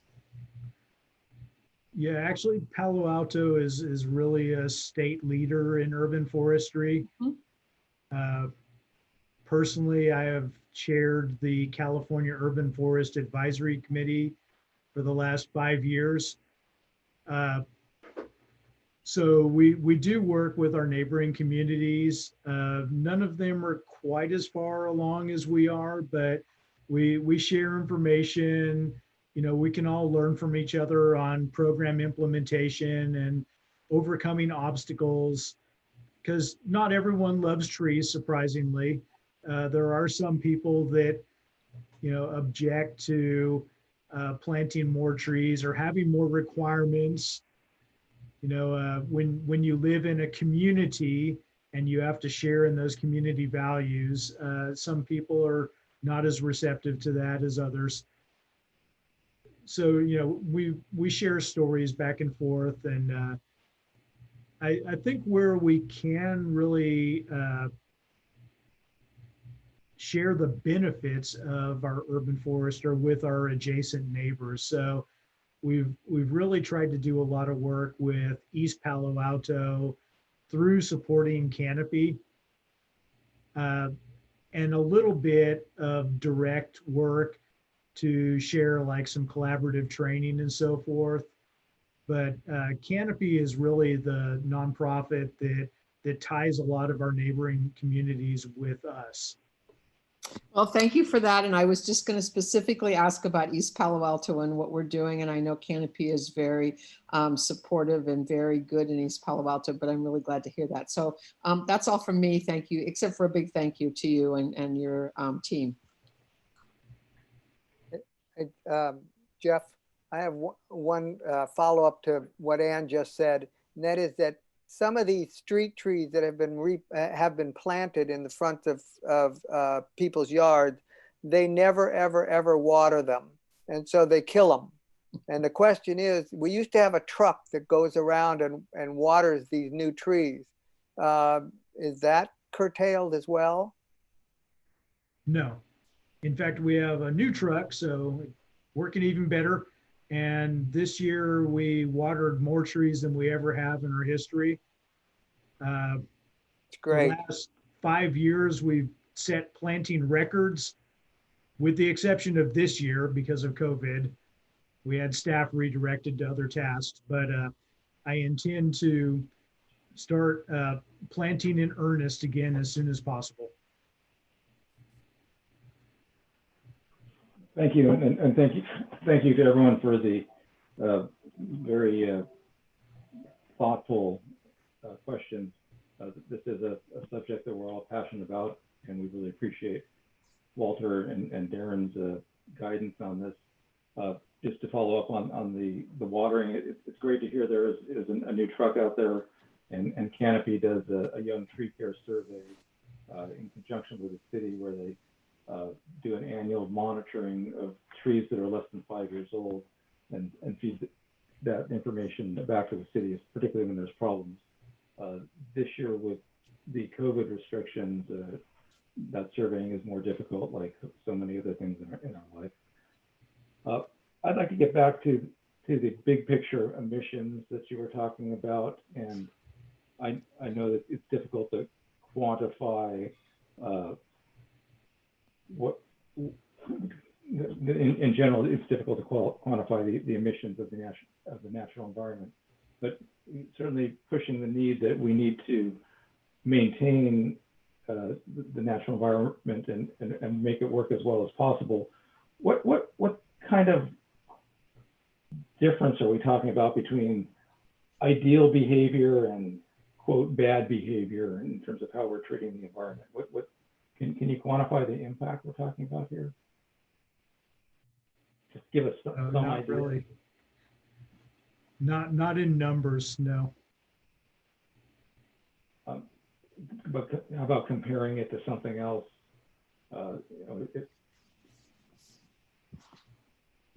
It sounds so important, and it's so difficult to grasp the scope of it.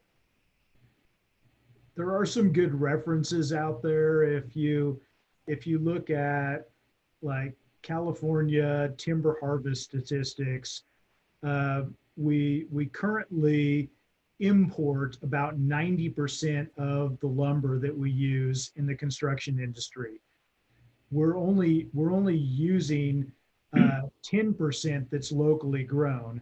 However, the growth of forest statewide is 4 times what we're harvesting off of those same forests. So there's a huge difference between what we're able to harvest and what we're choosing to import from overseas.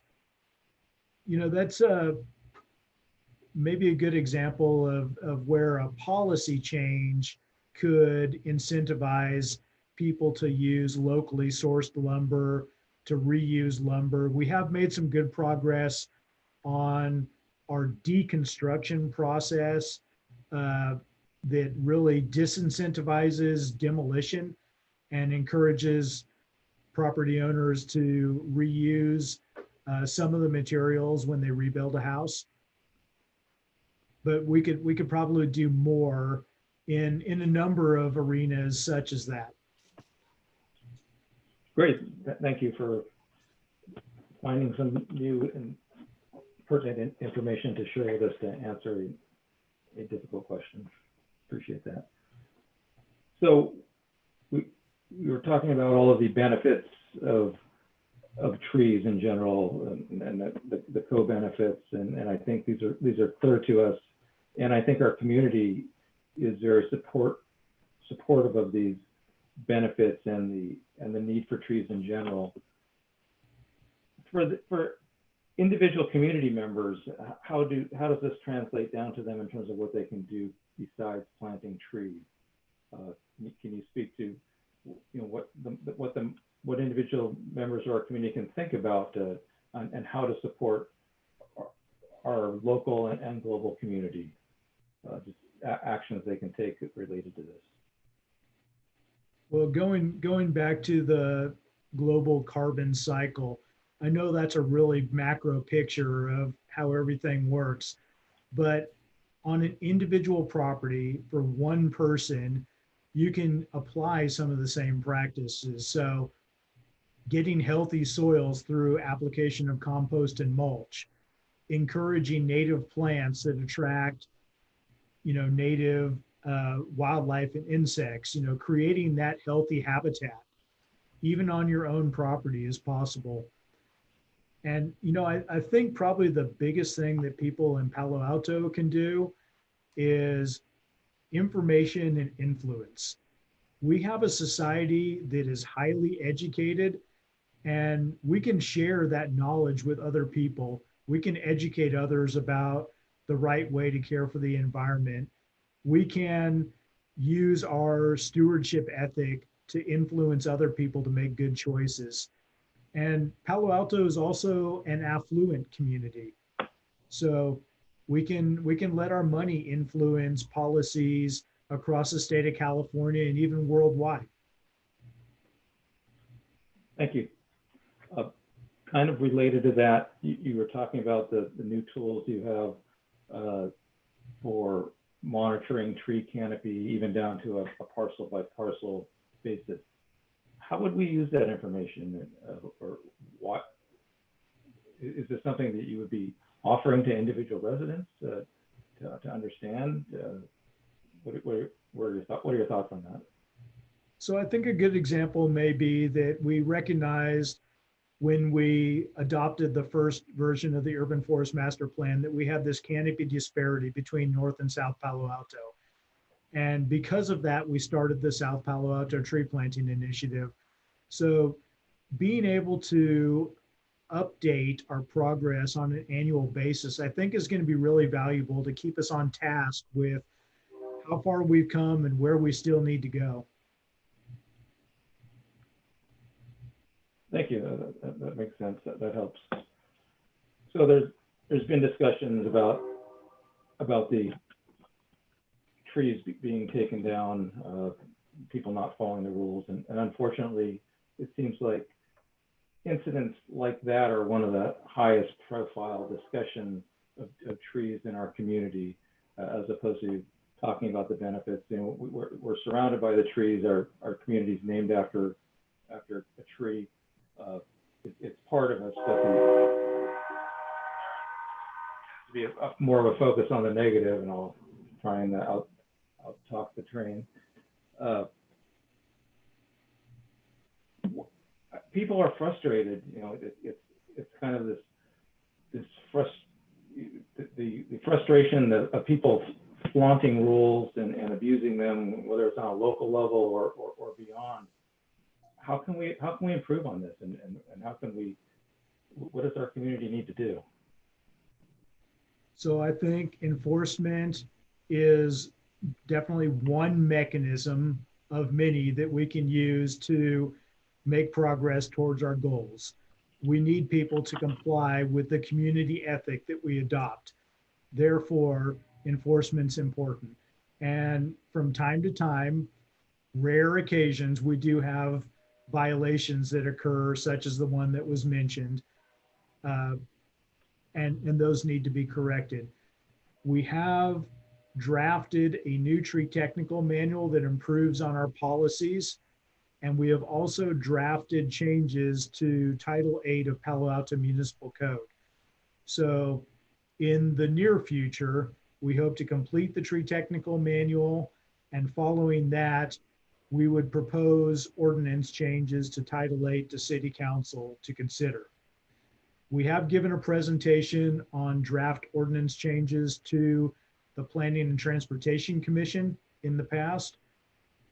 And so the next step would be to go to City Council, but we want the tree technical manual to be completed first so that we have those technical specifications to base the ordinance changes on.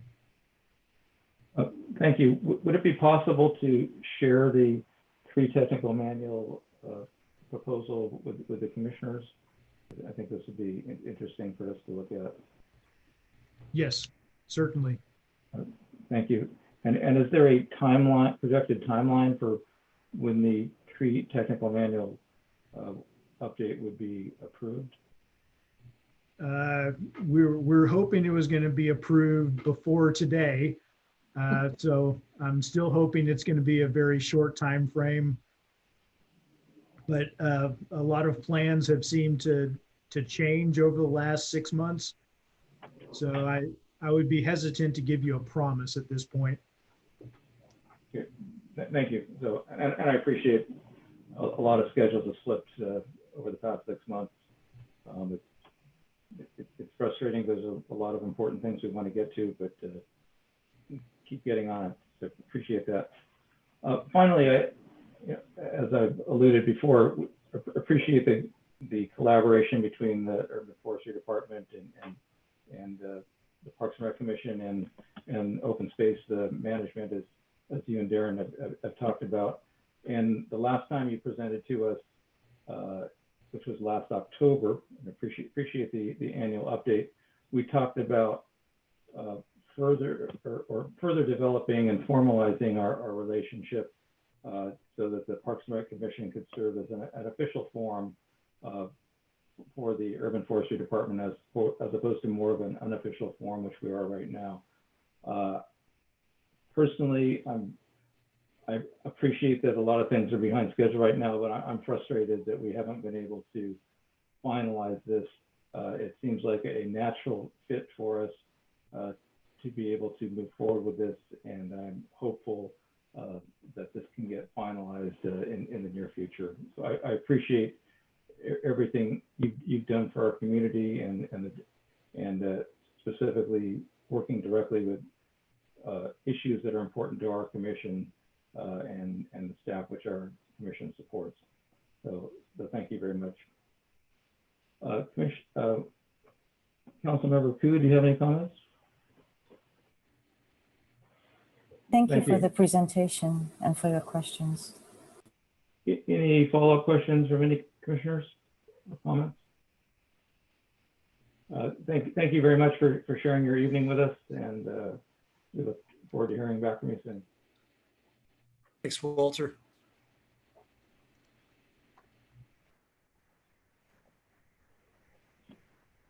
Okay, and I see that Jasmine has now joined us. Thank you. Darren, would you like to introduce our speaker for the next item, which is review of recreation summer camps? Yes, thank you, Chair. My pleasure to introduce Assistant Director of Community Services, Jasmine LeBlanc. Thanks so much for being here, Jasmine. We appreciate it. Thanks for having me. Let me try to share my slides. Okay. And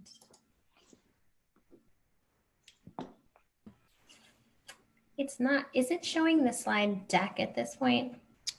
Yes. Or the presentation? There we go. Okay. Perfect.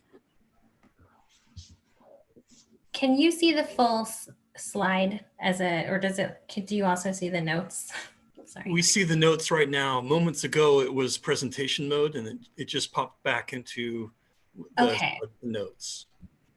Now it's in presentation mode. I see that. Okay, I can't see my own notes now. Okay, I'm gonna go, I guess, without looking at my notes, and I'll just go off memory. But if there are numbers, any numbers here, I'm gonna need to show you guys the notes again. So thanks for having me. I am excited to present to you a wrap up of our summer camp program that concluded last month. We decided to push ahead with making sure we could provide both in-person and virtual summer camps this summer after doing a variety. No worries. If you go out of full screen mode, you might be able to see your notes as well as the presentation. Thank you. Okay, I'm gonna try to do that. Let's see.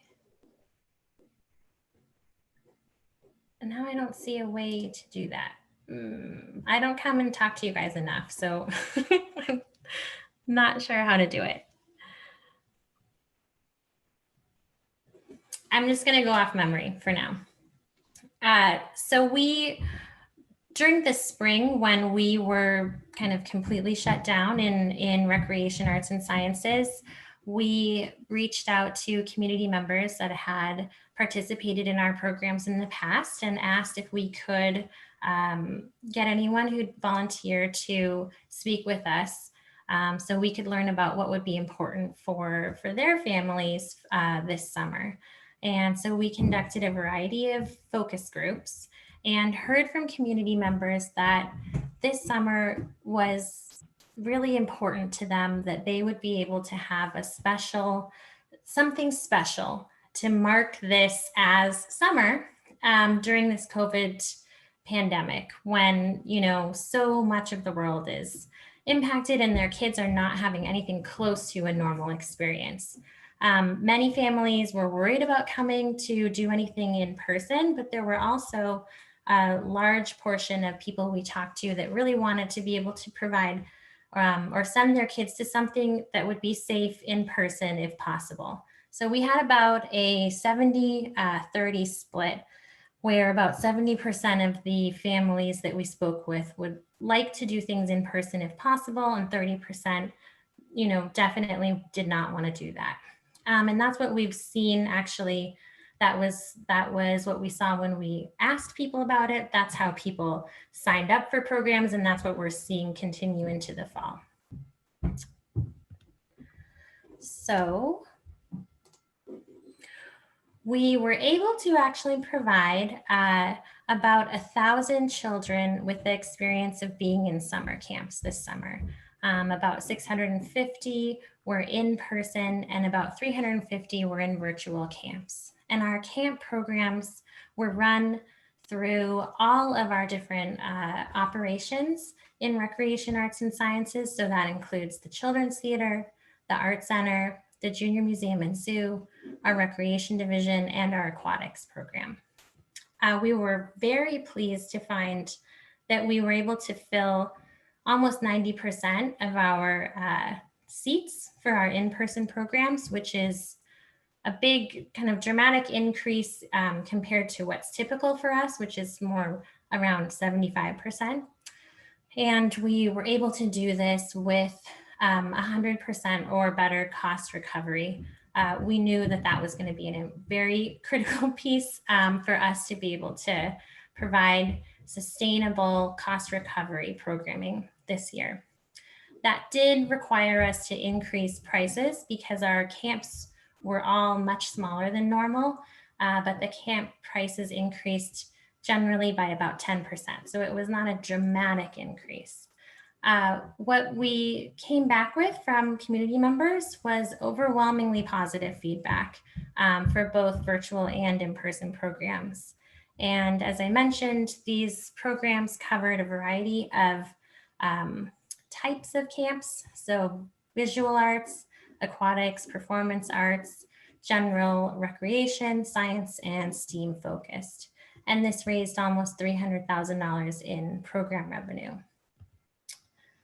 Some of the comments that we got back really made it all worth it because there were a lot of things to pull together to be able to provide safe programming, but I'll read a couple of them. We got many that really came, these highlight, I think, some of the things that we saw. So, you know, thank you for putting on a fun camp. My camper liked it a lot. He came home with exciting stories and asked to register again next year. I was hesitant to send my camper to physical camps during COVID, but the city of Palo Alto has done a great job of making sure campers were safe. Thank you. Another saying, I'm so grateful that you held camp this summer. It was truly magical for my kids. So these are some of the comments we got. We got many more similar to this. Actually, I'm gonna have to show my notes because I have a lot of details. If there's any way I could, nope, that's not doing it.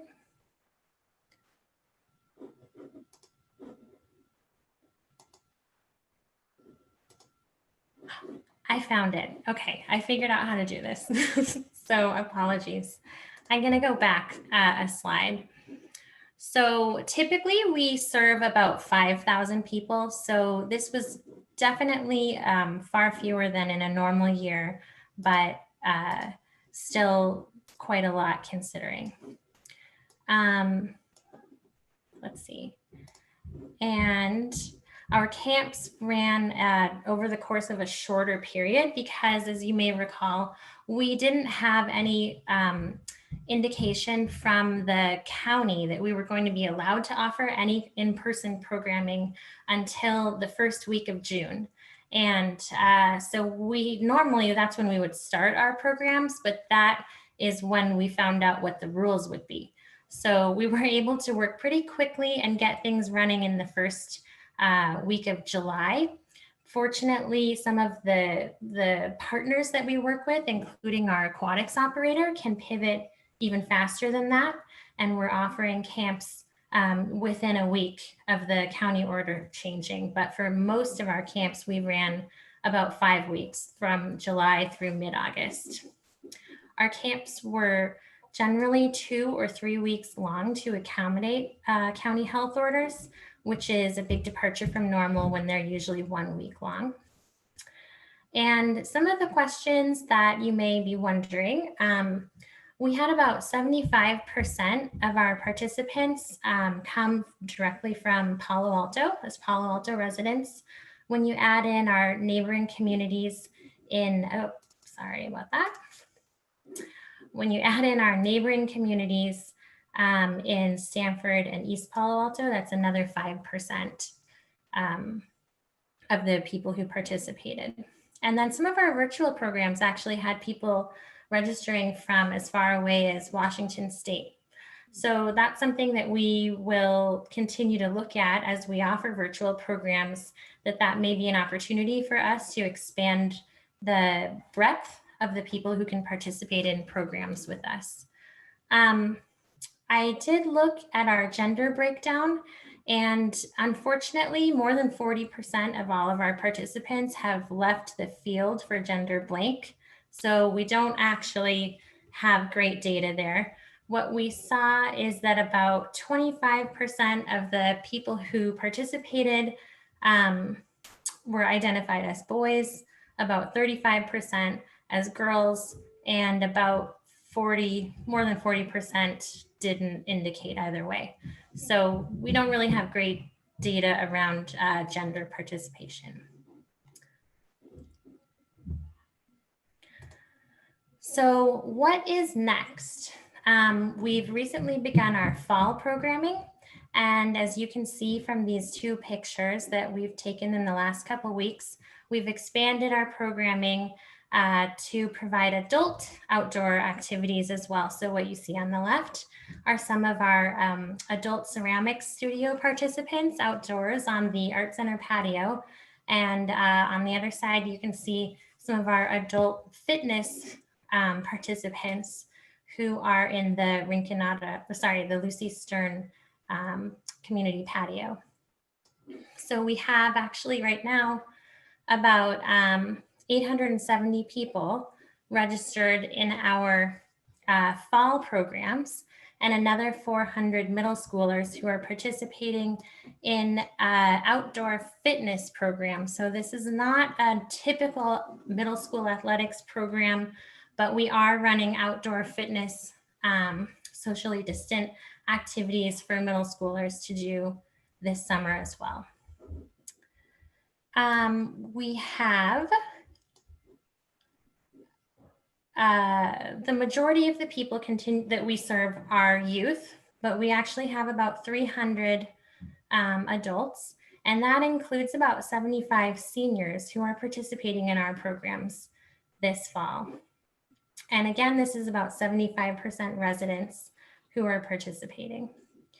In addition to the classes that we run in the fall, this is when we also get our teen leadership groups up and running. So we offer 4 teen leadership groups that are leadership groups that serve about 25 teens at a time, each one. And those groups come together to develop events for other teens and to work on projects serving the needs of our teen community. So we have about 100 teens in those programs. Let's see. We're also looking at what we can do in place of our traditional special events this year.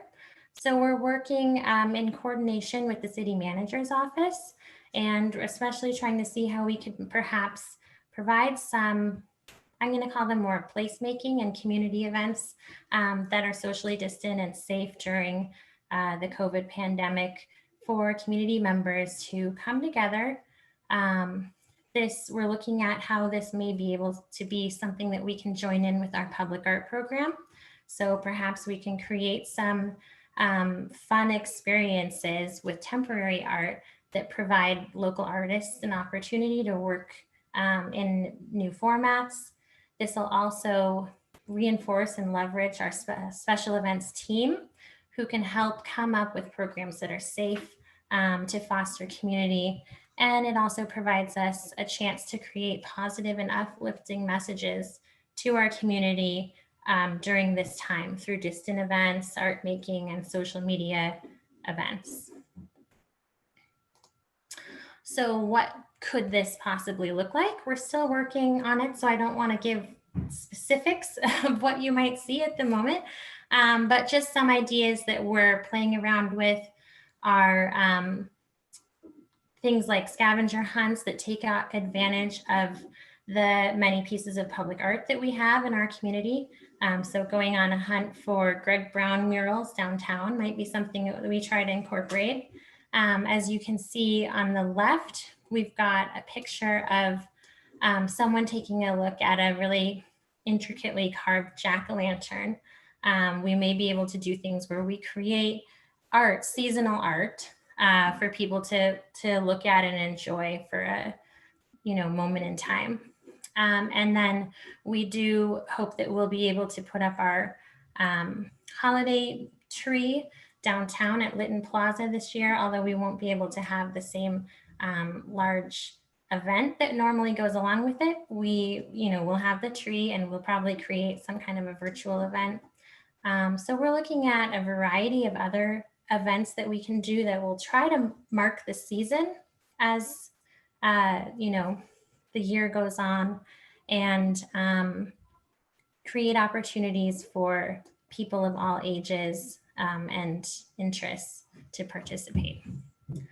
So that concludes the presentation. This was, as I mentioned, a pretty brief summary of just what you're seeing, what we're offering in recreation, arts, and sciences, and what we've done over the summer. So I am happy to turn it over to any questions you may have. And thank you so much for your patience with the slideshow view. Well, thank you, Jasmine, so much for such a wonderful, uplifting presentation. Positive news is so welcome right now, and this sounds like a really successful program that you've been able to organize for our community, for the programs, with a lot of really significant challenges to face. So it's really heartwarming to hear. And now we'll open it up for commissioner comments. Commissioner Moss, would you like to start? Sure, I just have two comments. One is that I live right around the block from Cubberley, and there were many kids playing sports all summer. And I noticed that it's very difficult, especially with at all ages, to maintain social distancing and masking. And so I was wondering, of all the 1,000 people and all those classes, did you have any situations, any problems, any issues with COVID, despite not having masks and not having social distance? We did have, I will say, as far as I know, we did have masks and social distance. I'm sure there were a few occasions where people were not complying with the rules, but we made clear to all of our staff, and actually I still do this multiple times a week, remind everyone of how important it is to follow the state and county guidelines to keep people safe. But no, we did not have any cases of COVID transmission that were brought to our attention during this. We did develop procedures for notifying people and for what to do if anything should occur. And we did have one person who had been exposed to someone in their home that had COVID, who then we learned, they called us and said, we can't come to camp because someone else in our home came down with COVID. So there was someone who ultimately did not have COVID, but had been exposed who then, due to our protocol, wasn't able to participate in the rest of the camp.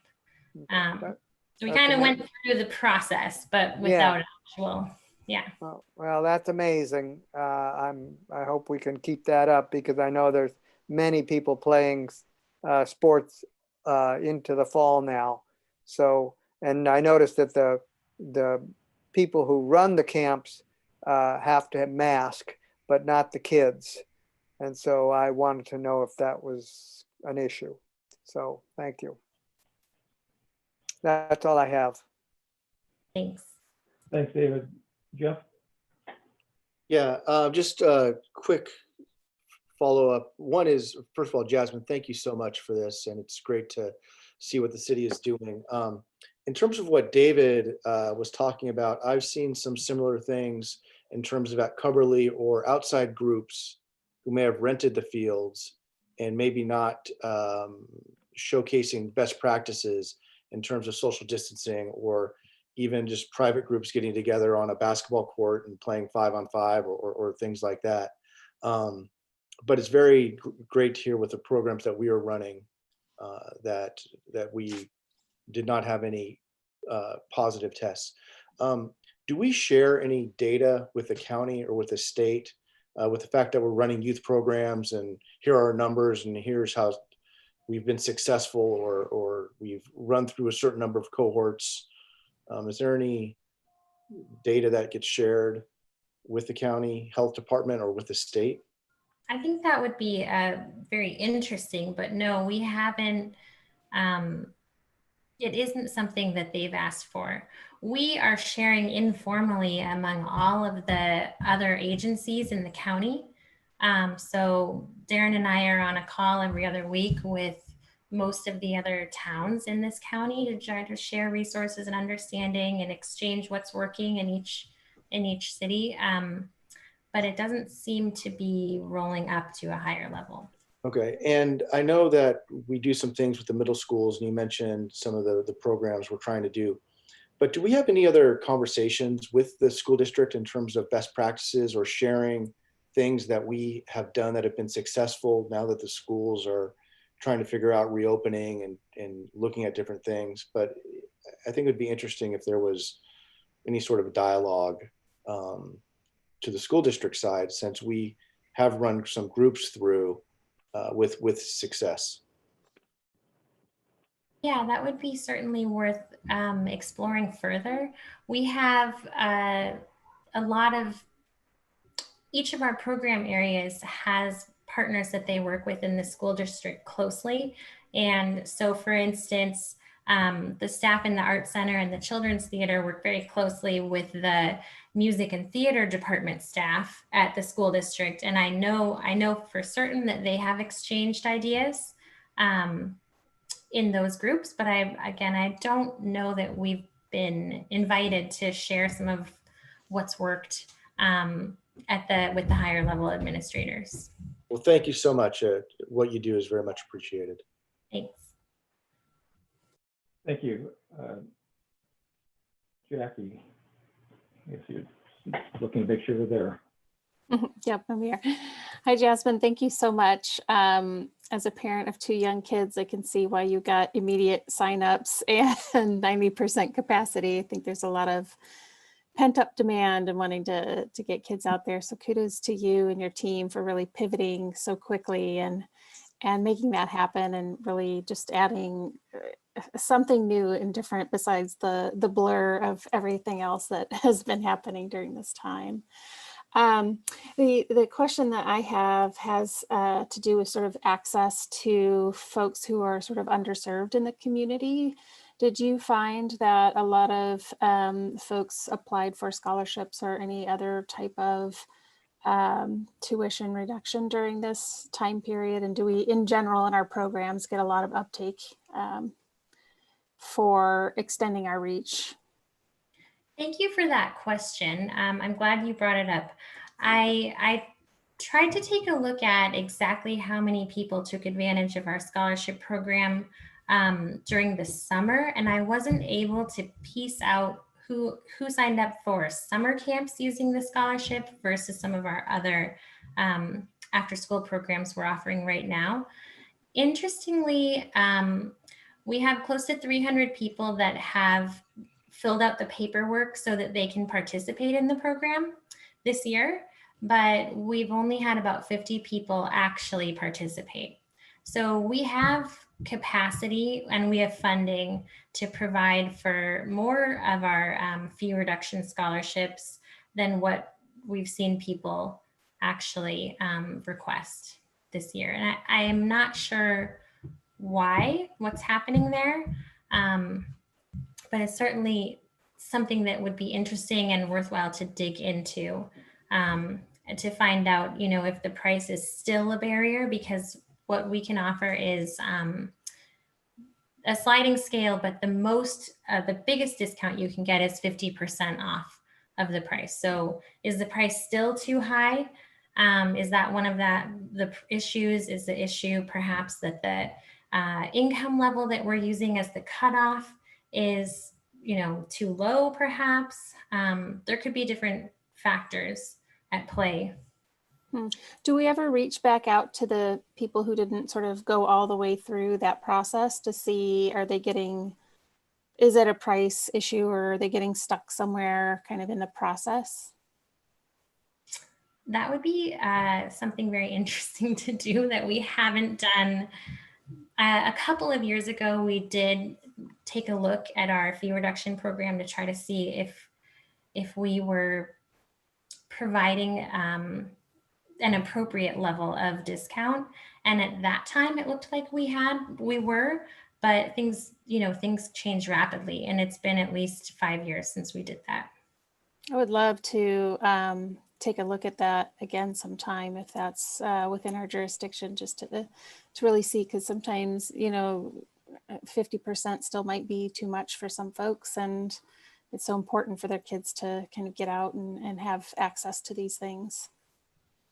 Yeah, luckily we have those, the people who've applied are in our system. So it's not too hard to reach out to them. And it might be something interesting to do, is to reach out and try to get some feedback on the program, what made them sign up for it, and why have they or haven't they actually registered for things. Yeah, that'd be great. Thanks so much.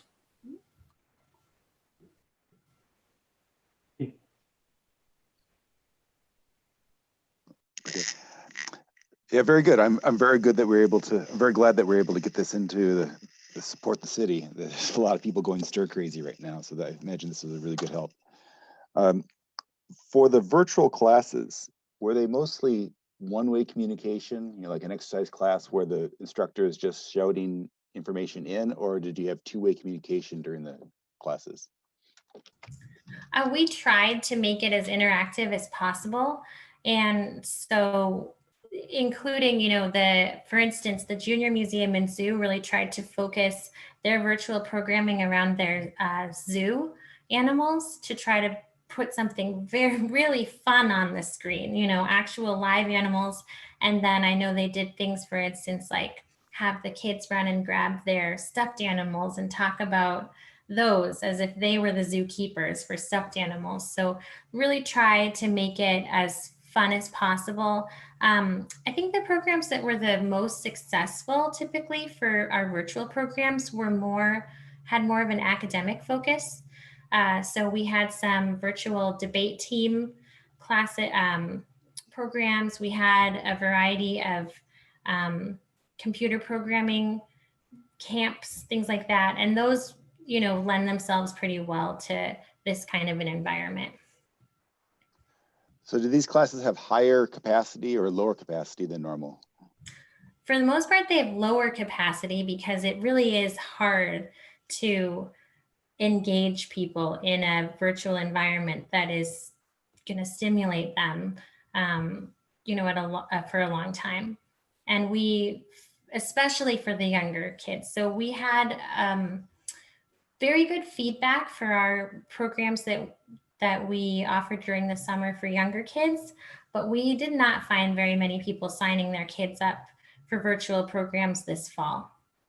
You know, even the same families that were really happy with their virtual zoo camp didn't elect to do virtual science programming this fall. And we are not exactly sure why, but our, you know, hunch is that there's just so much overload. Most of those kids are, you know, taking virtual school. So it's hard for them to want to come back online, no matter how engaging and fun it is. Did we have any like exercise classes that where you could have a large number in there? Yeah, we've been really playing around with it, and some of our things like Zumba, we're open, I think, to 30 and 40 people. We also, at the beginning of this, we have, I feel really fortunate. We have an amazing staff here, absolutely amazing people who are so passionate about their programs. So when we had to cancel everything in March, that didn't stop our staff. They immediately started thinking, well, what can we do now? And threw out a bunch of free programming kind of as a way for us to just try to see what is going to work for us to be able to provide. And the free programming, some of it we had, you know, 70 people join. And it ended up being like a sing-along that the Children's Theater held, just to try to see, does this work? Is this something that we could sustain and offer? And would people pay for this too? Can we make this experience so good that people would want to pay to participate? So we tried a lot of things. But what seems to work best are smaller, more interactive programs. And as I mentioned, especially things that have a more of an academic or computer focus. So do we think that the virtual classes are going to survive after COVID? Are we going to keep these around?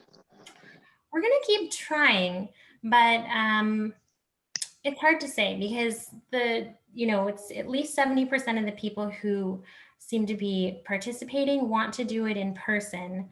And we're also finding we can't charge the same fee to do something online. So we have a relatively small cohort that wants to participate virtually, and they don't want to pay the same amount, although it still takes just as much staff time to produce something. So what we're thinking right now is that we'll continue to offer virtual programming this year and keep a close eye on what seems to be successful. And then in future years, we would only offer virtual programming if we have kind of proven that it's something that people want to participate in. So it's probably not going to be the breadth of everything. Yeah, I can imagine that. But I remember back in the days when we had young kids, right? The younger one would have their nap schedule, and it would be such a pain because you'd have to haul the kid to soccer practice, and it would interfere with nap schedule. And it'd be in some ways very much nicer to have a virtual class in that case. Yeah, and I think some of the really small programs, we also offer one-on-one vocal lessons, and those have done well. Despite, this isn't the perfect sound environment, but it is extremely convenient that you don't have to take your kids somewhere for those lessons. Okay, thank you. Keep up the good work. Thanks. Thank you, Keith. Anne? Yeah, thank you very much. Jasmine, great. That was a great report. Thank you. And as Jeff said, very uplifting at this time in all of our lives. So I appreciate that. And I think most of my fellow commissioners have asked all the questions and comments that I had made. So just quickly, I'm really interested in the scholarship opportunities. And if we can figure out and do some, maybe going back to find out nicely why people didn't take advantage and all of that, because I think as COVID goes on, we still have quite a bit of unemployment in different places, and people are trying to conserve, and it would be really good to make sure that we can get all of those scholarships placed to kids so that they can take advantage of. They are all losing, as you parents know, so much in this particular time. So it'd be great if we could figure that out, the scholarship piece of that. Secondly, I'm so excited to see the fitness programs that you talked about. And I wasn't sure whether are you going to offer that during the school year? Now that sports are coming back, but maybe not until January, I'm worried that our kids are going to be sitting around doing screen stuff with not very much exercise, bad air outside, which we hope will go away.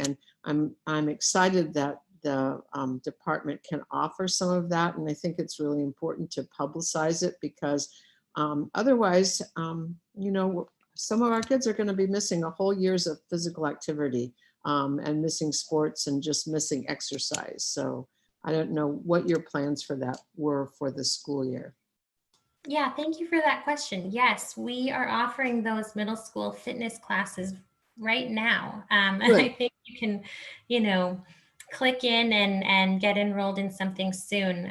There's already about 400 middle schoolers that are signed up, but we changed the program to try to be more accommodating to the health order and to families. So it's every 3 weeks, there's a new program that you can sign up for. So there's still more space available for things I think next month we've got plenty of space available.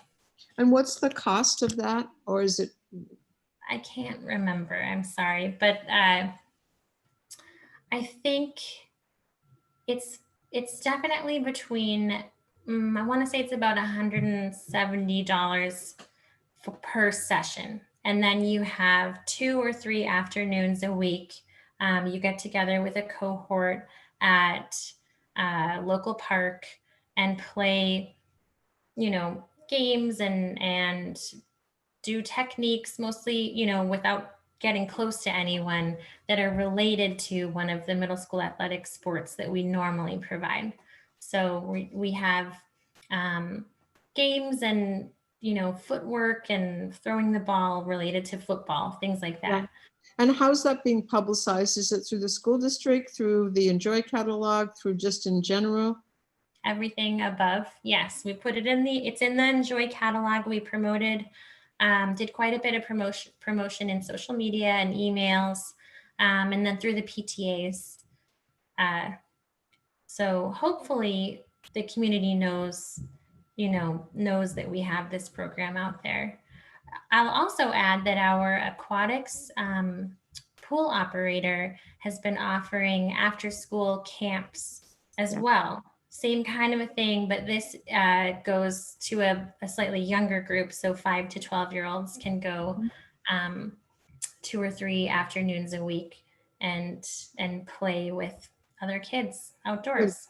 Well, it sounds like everybody's been able to pivot and the community is having a great benefit because of that. I have just one more quick question, and that's really looking back at the master plan. In the plan, we talked a lot about discussions with the school district about shared facilities. And it feels like right now with the pressure of COVID and some schools aren't in session, some are going back and all of that, that there might be some motivation and some opportunity to relook at facilities that the school district has that they may not be using, or something that the city has that we might not be. So is there a vehicle like at the school city liaison or something that somebody from community services could bring that up?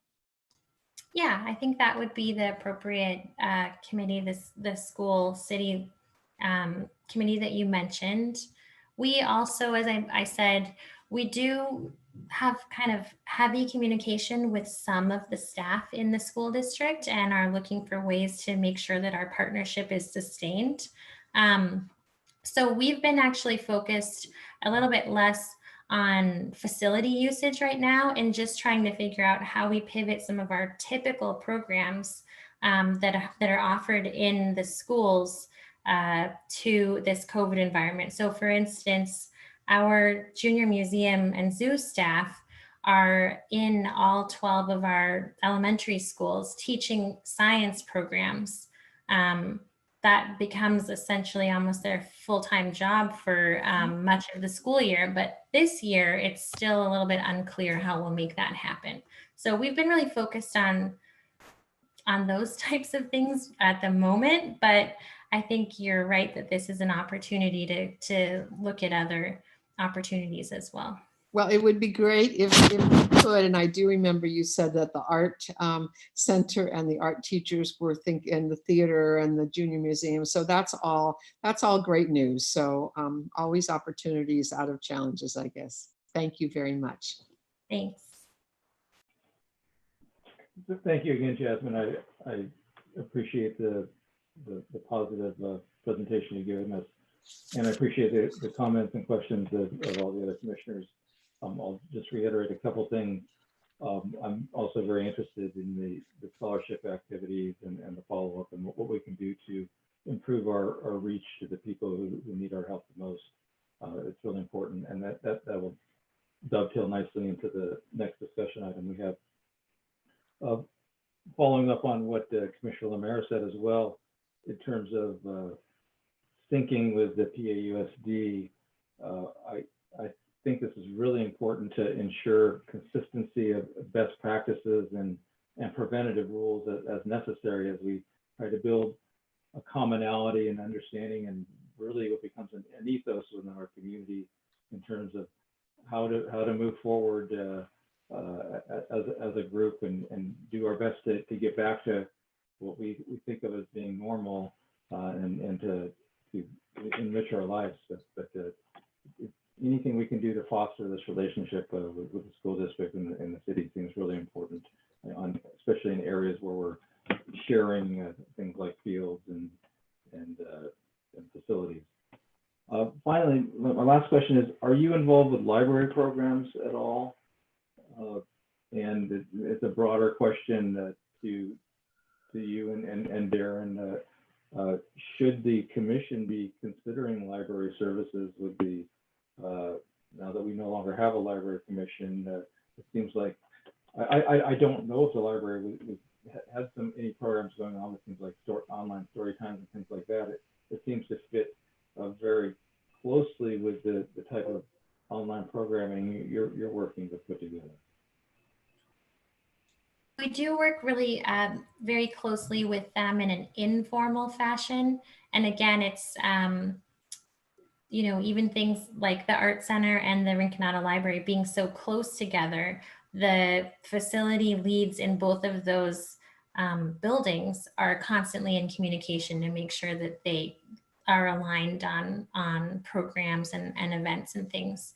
But in terms of COVID and kind of recovery and reopening plans, we haven't been involved in that. And then I will let Darren speak to the question around library services being something that this commission may want to take up at some points. Do you have thoughts, Darren? Yeah, thanks, Jasmine, and thanks for the good comment and question, Chair. I think before opining on it, I'd rather check with library staff to get their take on that one, especially in light of our efforts right now to expand into an area with urban forest relationship. Probably should be looked at holistically and see if it makes sense both for CSD and for these other departments as well. Thank you. I just thought it's worth bringing up, and if appropriate, we could designate a liaison to library services to talk about things further. Sure. But I'll look for staff lead and council leaders for that matter as well. Now that we have a gap with a reduction. Councilmember Koo, do you have any comments?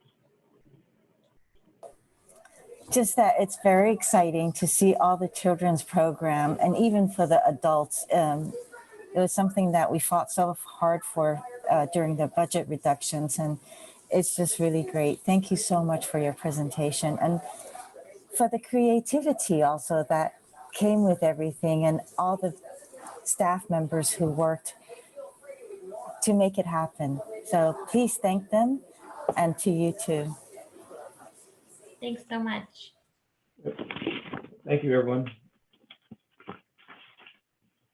Any final comments from any commissioners? Yeah, I want to echo what Council Member Koo said, that it's amazing how creative the staff has had to be and risen to the occasion in those fateful March, April, May months to deal with all this. It just, it's amazing. So I really appreciate it. Thanks again, and I will definitely take all this appreciation back to our staff. It means a lot because they have been really working hard, and so getting this positive feedback from the commissioners and council members and community members is, it makes it worth it. It makes all the effort worth it. So thanks again. Thanks, Jasmine. Thank you, Jasmine. All right, we're going to move on now. We have one more agenda item to get through, and it's getting late. It was a very full docket this evening. And the next item is the Fund Development Ad Hoc Update. And this is a presentation from the Commission Ad Hoc. I'm going to share my screen.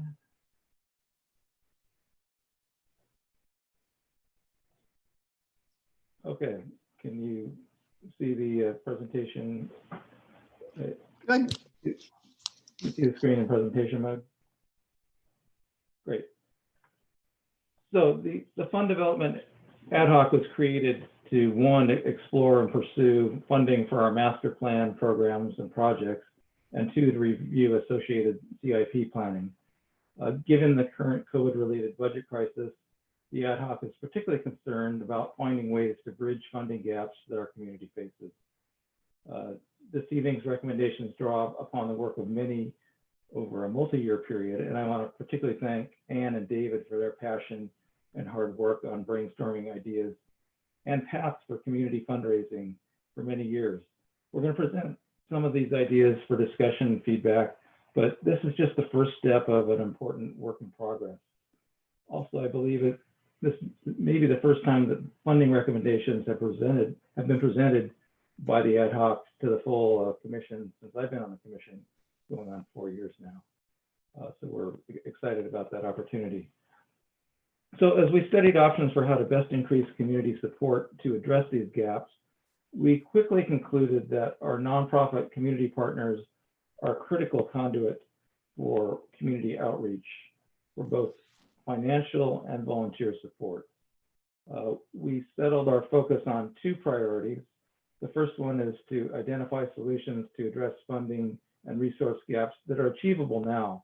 And we're targeting both CSD recreation programs and community partner-led environmental sustainability efforts, such as Canopy, EV, and grassroots ecology. And the second priority is to figure out how to make some progress towards big ticket projects like a new city-owned gym that we really just never get anywhere on. No doubt it's difficult and complicated, but we believe we need to start somewhere. We also made sure our efforts were consistent with a couple of fundamental requirements. One, let's not create significant new work for staff right now. And two, of course, let's follow our North Star, our master plan. So we identified 4 different recommendations, which we'll go over quickly now. And really the primary goal for this evening is to discuss these ideas, get your feedback, and get some other ideas to move forward on. So here are our recommendations. First, update and promote a comprehensive summary of donation and volunteer opportunities. Second, create a highlight list to draw attention to unique, less well-known giving opportunities. Third, work to understand, streamline, and communicate how to channel funding to specific projects that community members want to contribute to. And finally, explore some creative approaches for securing grant dollars to fund master plan initiatives.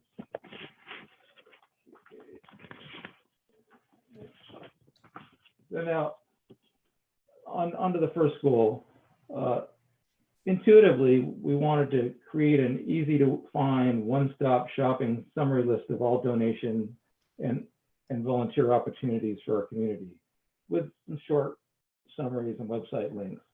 We were encouraged to find that the community partner details were already listed fairly prominently on the city website. And quickly, here are some screenshot excerpts from the current city site. This is the top level, and then there's also a secondary level with different groupings, for example, environmental partners. So we noticed some inconsistencies and had some ideas on how to improve the display. Oops, go back. So Jeff, you're handing this off to me now? Not yet. Okay. I'll give you your cue. Okay, my web, the presentation was going crazy for a minute, so. All right, am I still displaying the same way as I was? I think so, yeah. Okay. You might want to go back one slide. Is Yeah, it, that's, yeah. I think you missed a slide. I'm working at going back. I'm trying to figure out how to get. No, I guess that's it. No, it's not. There we go. Yeah, that one. Right. Sorry about that. Mm-hmm. So we've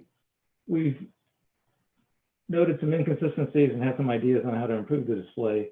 And we also observe that the web page discovery isn't so great, as evidenced by our initial lack of awareness that it existed. Then we learned that the city is well into a major overhaul of its website. And so it's not appropriate to make some modifications to this right now. The rollout has been delayed, but it's now targeted for sometime next year. So the next step forward would be that staff will appreciate the assistance of our ad hoc in reviewing and commenting on new website details before it goes online. So we look forward to assisting with this, and we feel like this. We hope this update will happen soon, so we can address some immediate needs with this. The next item is the giving opportunity highlight list, and this is a pretty straightforward idea. We want to highlight unique giving opportunities and make a list that's accessible to the public. We're still working to sort out how this list will be posted, and we're interested definitely in other ideas to add to the list. The first item, the scholarship program for middle school athletic sports, after school sports, is something that we'd like to have in place by the spring. It's something that doesn't exist right now, and we think it's a very important new gap to address. So we'll be working to figure out how to proceed here best with a solution. The next two items, the tree and park bench gifts, are available today with just a few clicks, and we want to just make this more readily apparent to the community. So that's the first two. I'll now hand off to Anne to talk about our final two recommendations. Okay, thank you. And so before I start running through this, I wanted to both thank Jeff and also David and the staff for helping us with this presentation. Getting it to this point means a lot to me. I feel like I've been on this ad hoc committee for a really long time, and I look back to when David and I met with Allison to talk about library funding and what we could learn from her. And oh my gosh, that was at least 4 years ago. And so I think that COVID and listening to the budget discussions that the council had to have this April, May, and June really provided the three of us with some impetus to say, okay, let's take a summary of what we've got so far, because we've got great community groups. Let's see how we can publicize it. Let's see how we can kind of break this down and give people the opportunity to contribute a little bit or contribute a lot. And it also came from a couple of times I participated in community meetings, whether it was about restrooms or dog parks or planning and parks. And very often residents would say, hey, I'd like to contribute something, when Peter would have to say, well, we don't have money for that. And the response would be, well, gee, I'd like to help with that. How can I do that? Or I'd like to buy a new drinking fountain for a dog park. How can I do that? And somehow it's not really clear. And so we wanted to make that clear, that there was a way within the city to contribute to either a foundation, the Park Foundation, or the Recreation Foundation, or there was a process by which it would be easy to give money to particular projects. So Jeff, my website is jumping around. So we're on the public-private partnership part. And obviously here, going back to the presentation, the goal would be to increase private funding for community projects, so we can kind of streamline the process.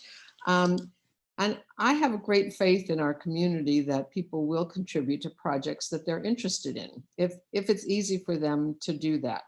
But obviously there's some challenges. The fact that our 3 committee members weren't quite sure that there was a city website that listed all of our foundations, and we found that out. So anyhow, I think that very often it's a matter of communication. So if you'll flip to the next one, Jeff, that would be great since you're controlling the screen. We thought it would be fun to give the commissioners some ideas of small projects that people could get involved in. And here are just some ideas. Under 15,000, a dog park, drinking fountain, new playground equipment, and then a very small one, ping pong balls for the ping pong tables at Lytton Plaza. An idea of a medium contribution might be 15 to $100,000, which is the Arts Center kiln replacement, which we understand there's been a little bit of money contributed toward that. And then we always have to have large and extra large projects because we do have those in the master plan. And we want to keep in mind that the city of Palo Alto does not have a gym that it owns itself.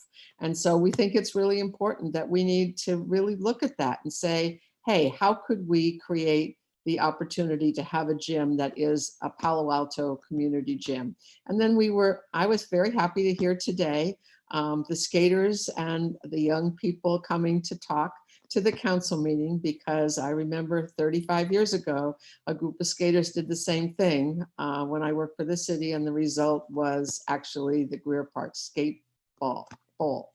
So just to count the partner organizations that are supporting private contributions, the Recreation Foundation has done a lot of programming support in the past, created money for the Mayfelt Parade, and a bunch of other things. And Friends of Palo Alto Parks is standing by, as I understand it. And some of the dog owners have even contributed funds to the Friends of Palo Alto Parks. So I think jump one more time, Jeff, to the last slide. The one thing, as the commissioners look at this list, I'm sure that you all have projects that you'd like to see put on the list. And I think that's what we really want to have from everybody tonight. This is a work in progress. It's not cast in stone. And we want to build this and make sure that it is put out for everybody to hear. And so these are just some of the things that we were concerned about with the public-private partnership. And these are very much for the big projects, but we have to work with the city to identify the project. We have to get city approval of the project. We have to determine the best vehicle for community funding. We do have the Adopt a Park City Gift Program. And then there's the opportunity to engage in various foundations. And then there is also a process, as Councilmember Koo knows, to accept public donations. And so if we'll flip again, Jeff.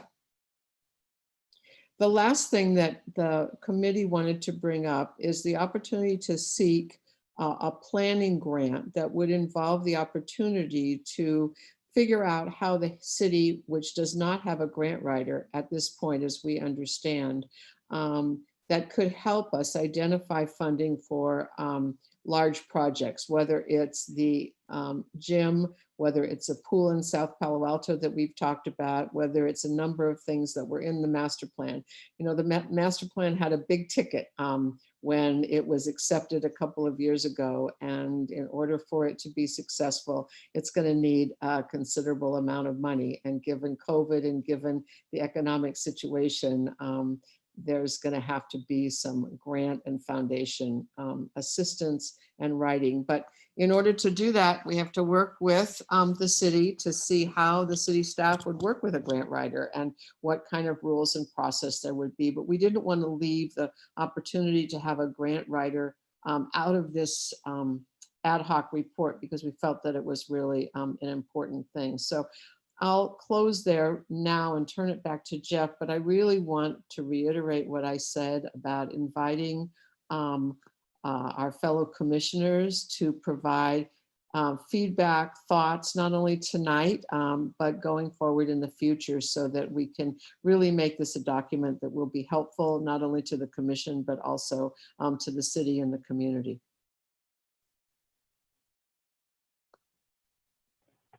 Thank you, Ann. And definitely interested in hearing other commissioners' feedback on these ideas. Commissioner Moss, is there anything you'd like to add first as a member of the ad hoc? Just two quick things, and that is that one of the, looking historically, I've been on the council with Ann for, the commission with Ann for a number of years. And one of the biggest issues is staff time and you know, if somebody comes up with an idea of a skate park and some funding, you got to have staff to deal with it. And so we have to make sure that we separate the two and focus strictly on the funding part. And then as Jeff mentioned, there is a process for engaging with staff. But it has to be, we have to deal with these things separately. Otherwise, if you tie them together, then you never ever get anything done. So that's what we're trying to do here. And then the second thing is that when we came up with the Parks Master Plan so long ago, 2 years ago, the first thing that the mayor wanted to do is come up with a bond measure that will pay for everything. And that proved to be extremely difficult and also off-putting. And so we want to focus again on smaller donations, individual donations, public and private partnerships. Maybe someday we'll get to a bond measure, but we don't want to wait. We don't want to put all our eggs in that basket. So this is an attempt to deal with that historical perspective. That's all. Thank you, David, and thank you to both you and Ann again for your passion and drive and ideas for keeping this going and burning for so long. It's finally exciting to make some progress on this. Commissioner Rekdal, would you like to comment first?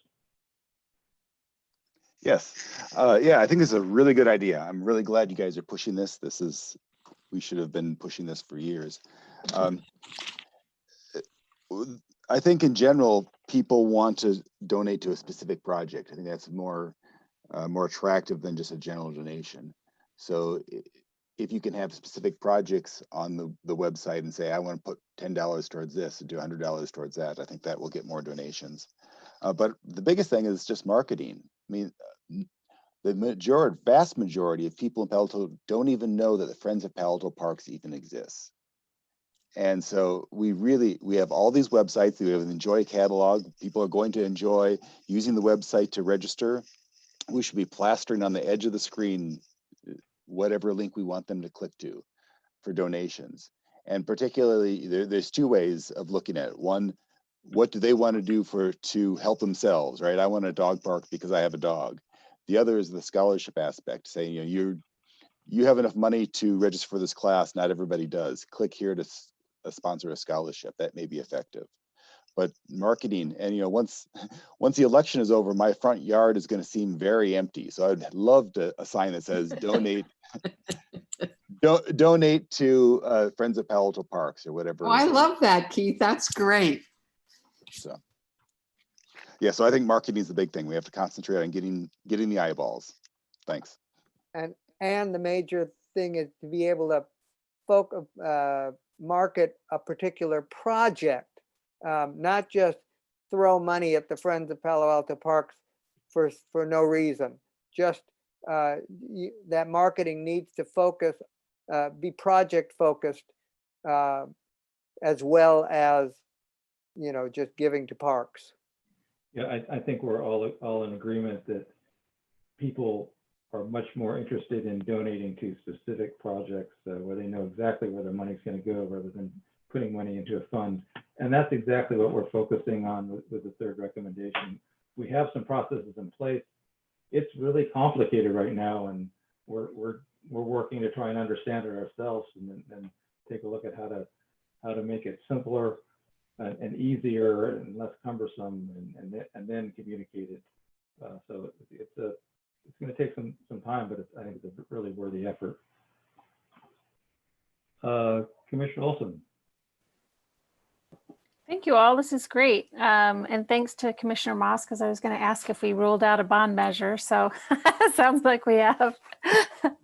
I know it is very complicated and probably this isn't the right climate. I am very much of an advocate of starting small and having some wins and gains and get the marketing out, fund smaller projects, and then growing from there. I think you guys have laid out some really great things. I think when we get the ball rolling here, I would love to see some of this funding going to Cubberley, of course. But yeah, I think it's great. And I think really getting the word out, because I do think people, tend to be very generous when asked. And so maybe we need to do more asking. Thanks. Thanks. Thank you. And I'll add that when it comes to Cubberley, that is going to take a bond. There's no doubt about that. We've got to have a plan in place before we can start that process. So, Commissioner Lemaire. Yeah, thank you for taking the time to put this together. And I agree with the sentiments of my previous commissioners. I find it interesting in terms of trying to figure out how we take a group like the skateboarders that just spoke, and how do we help them along on this journey to try to get a skate park, for example. And I understand that takes staff time, but sometimes it's interesting in terms of what comes first, the funding or the ideas, and how does that work to produce something. And sometimes it seems that we might have an idea, but we don't go through with the idea because we don't think we have funding. Or sometimes there might be a funding source, but they can't get that idea generated or through to the commission, then to the city council. So I think, working on that and figuring that out as well, or having a better understanding of that would be helpful. But this is such a great project and so needed. And thank you guys so much for all of your hard work on this. Do we want to have Darren just respond to that about the process?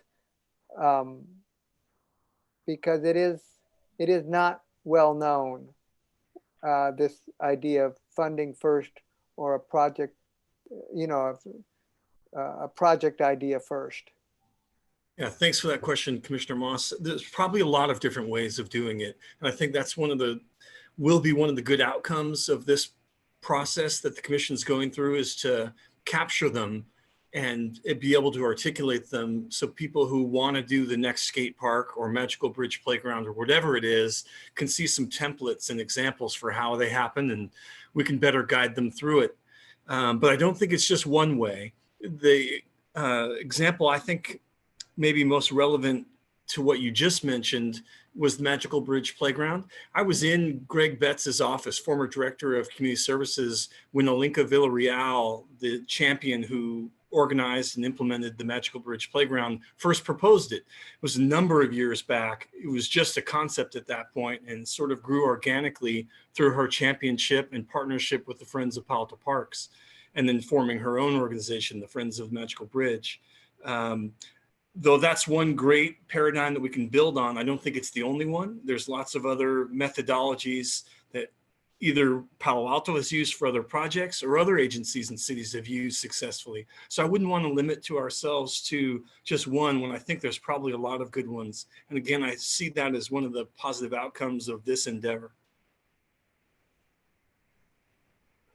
Thanks, Darren. I think that's a common theme we're hearing is it's not a one size fits all type of answer and approach, and there's lots of variations that come into play, and that makes it more complicated in outlining a process, but that's the challenge in front of us.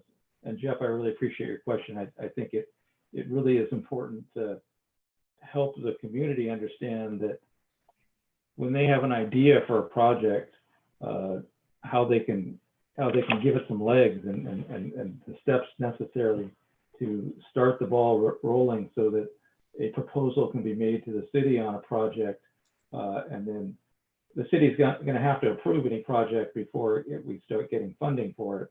But the genesis of the ideas and then formulating that and nurturing it along and working with the city and the commission to develop a plan that is going to be feasible, both for the city to support and for the community to support financially.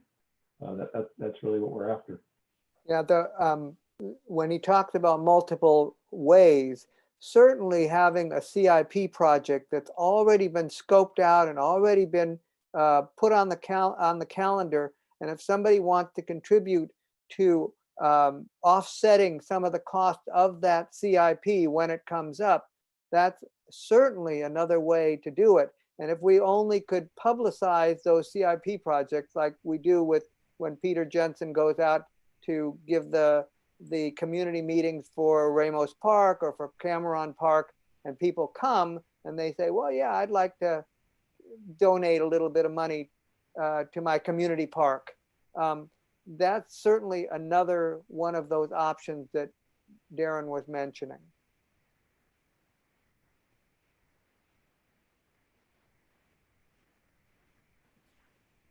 Thank you. Councilmember Koo, do you have any comments? Thank you. Anyone else? Aaron, do you have any other comments that you'd like to share on the ideas?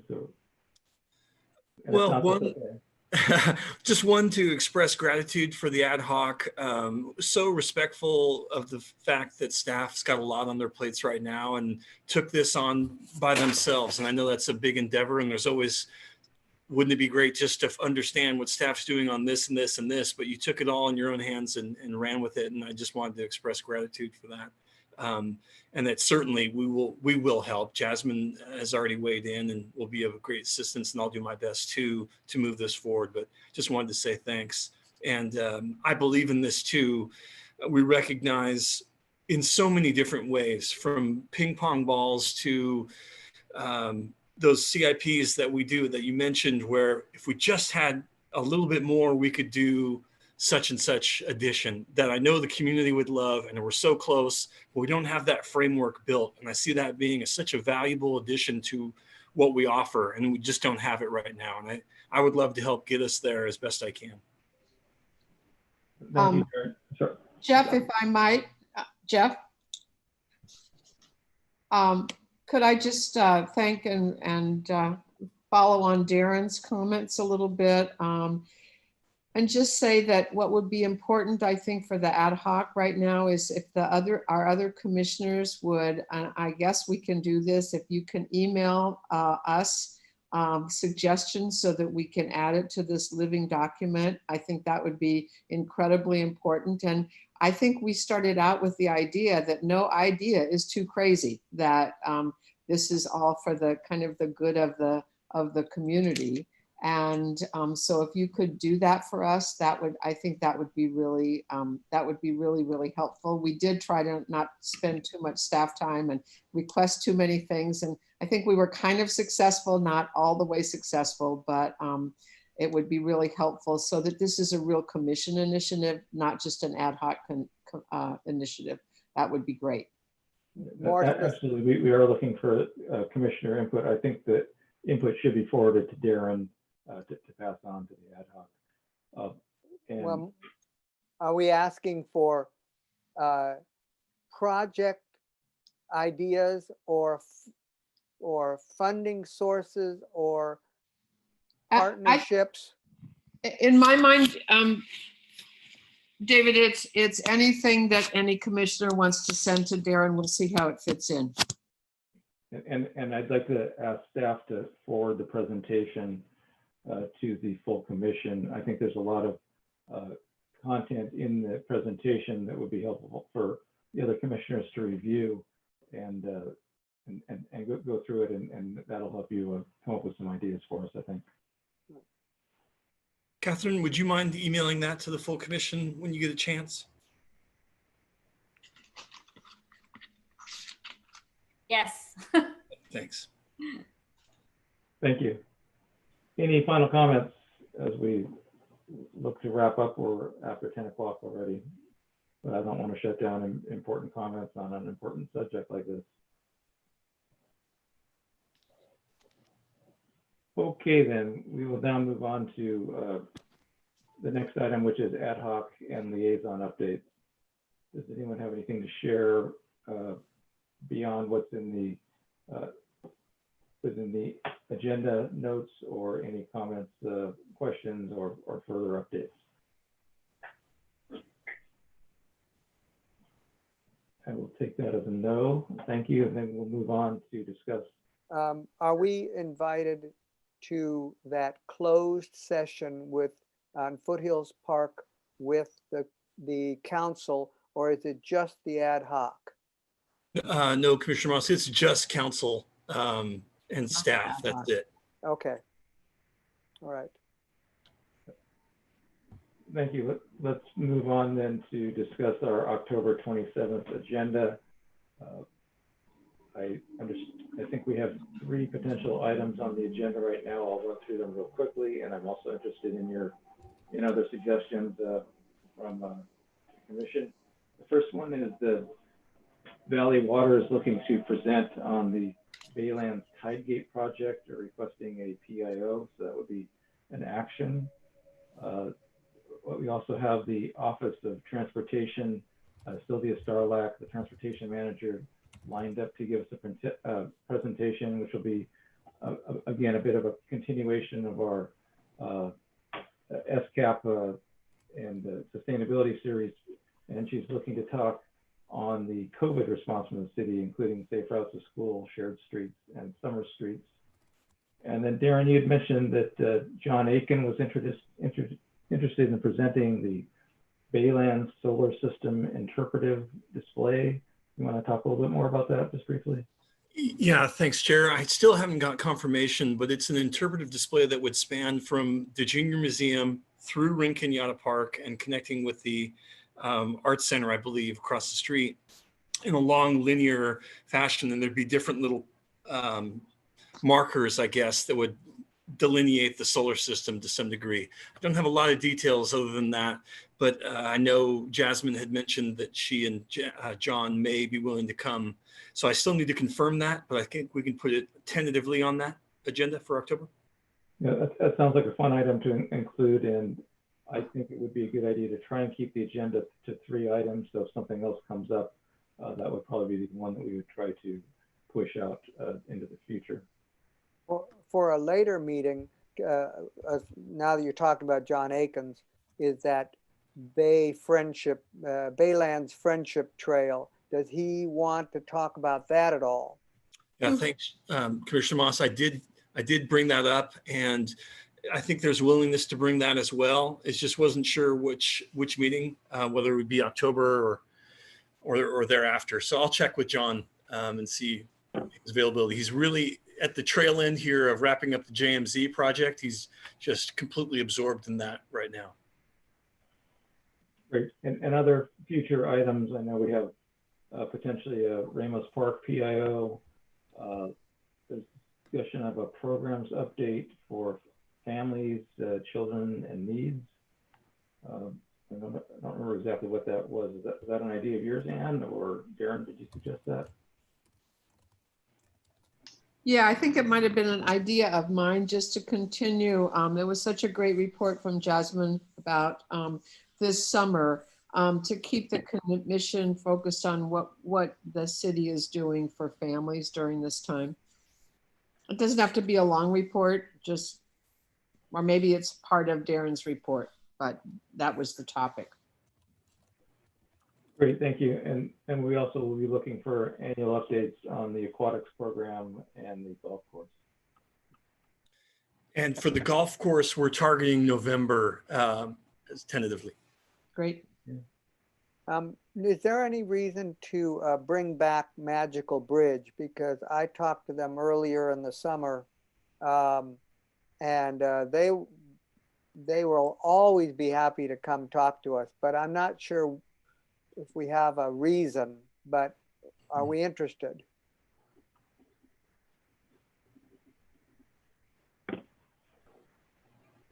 I take that to be a no. I agree. It'd be good to understand a reason. Have some focus for them. Anyone else?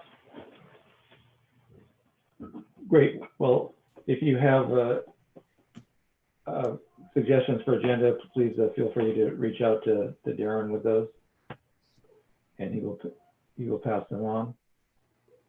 And with that, we will now move on to comments and announcements.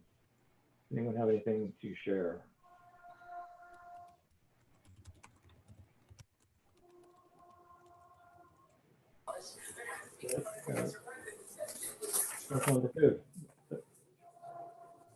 So I think if I remember correctly, on Monday, the city manager announced that the Community Services Children's Theater is coming back.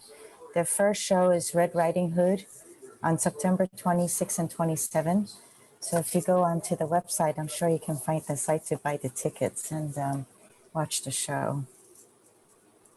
Thank you.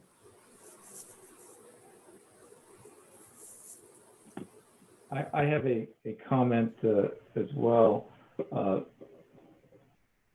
We, as a commission, we've talked about the idea on various occasions that the barbecues at Foothills Park that are located on the road between the lake and the Orchard Glen picnic area on the hillside seem like a hazard. And given all of the reminders of smoke and the fires over the last month, I'm really interested in seeing what we can do to act immediately to talk about removal of those barbecues in the picnic areas that are really very infrequently used, but it looks very hazardous. The idea of lighting a fire on that hillside for recreational use is frankly disturbing to me. So I'm interested in staff looking into that and figuring out how we can proceed. And commission involvement is requested. And the one just south of the dam on the south side. That's what I'm talking about. There's picnic areas on both sides of the dam on the way to Orchard Glen. I'm glad to look more into that and get back to the commission on it. Thank you. Appreciate that. Anything else? I want to thank Peter and Catherine and Jasmine earlier, and Long earlier, and Darren for all of their assistance in and Walter this broadcast and have our meetings. We're kind of getting used to this new normal for whatever it is, but it's going to be us for a while. And thank you to Lydia for joining us as always. Your continued presence and attention is awesome. So thank you. Do I have a motion to adjourn? I move that we adjourn. And second. I'll second it. All in favor? Aye. Aye. Thank you. Good night, everyone. Thanks, Good everyone. night. Bye.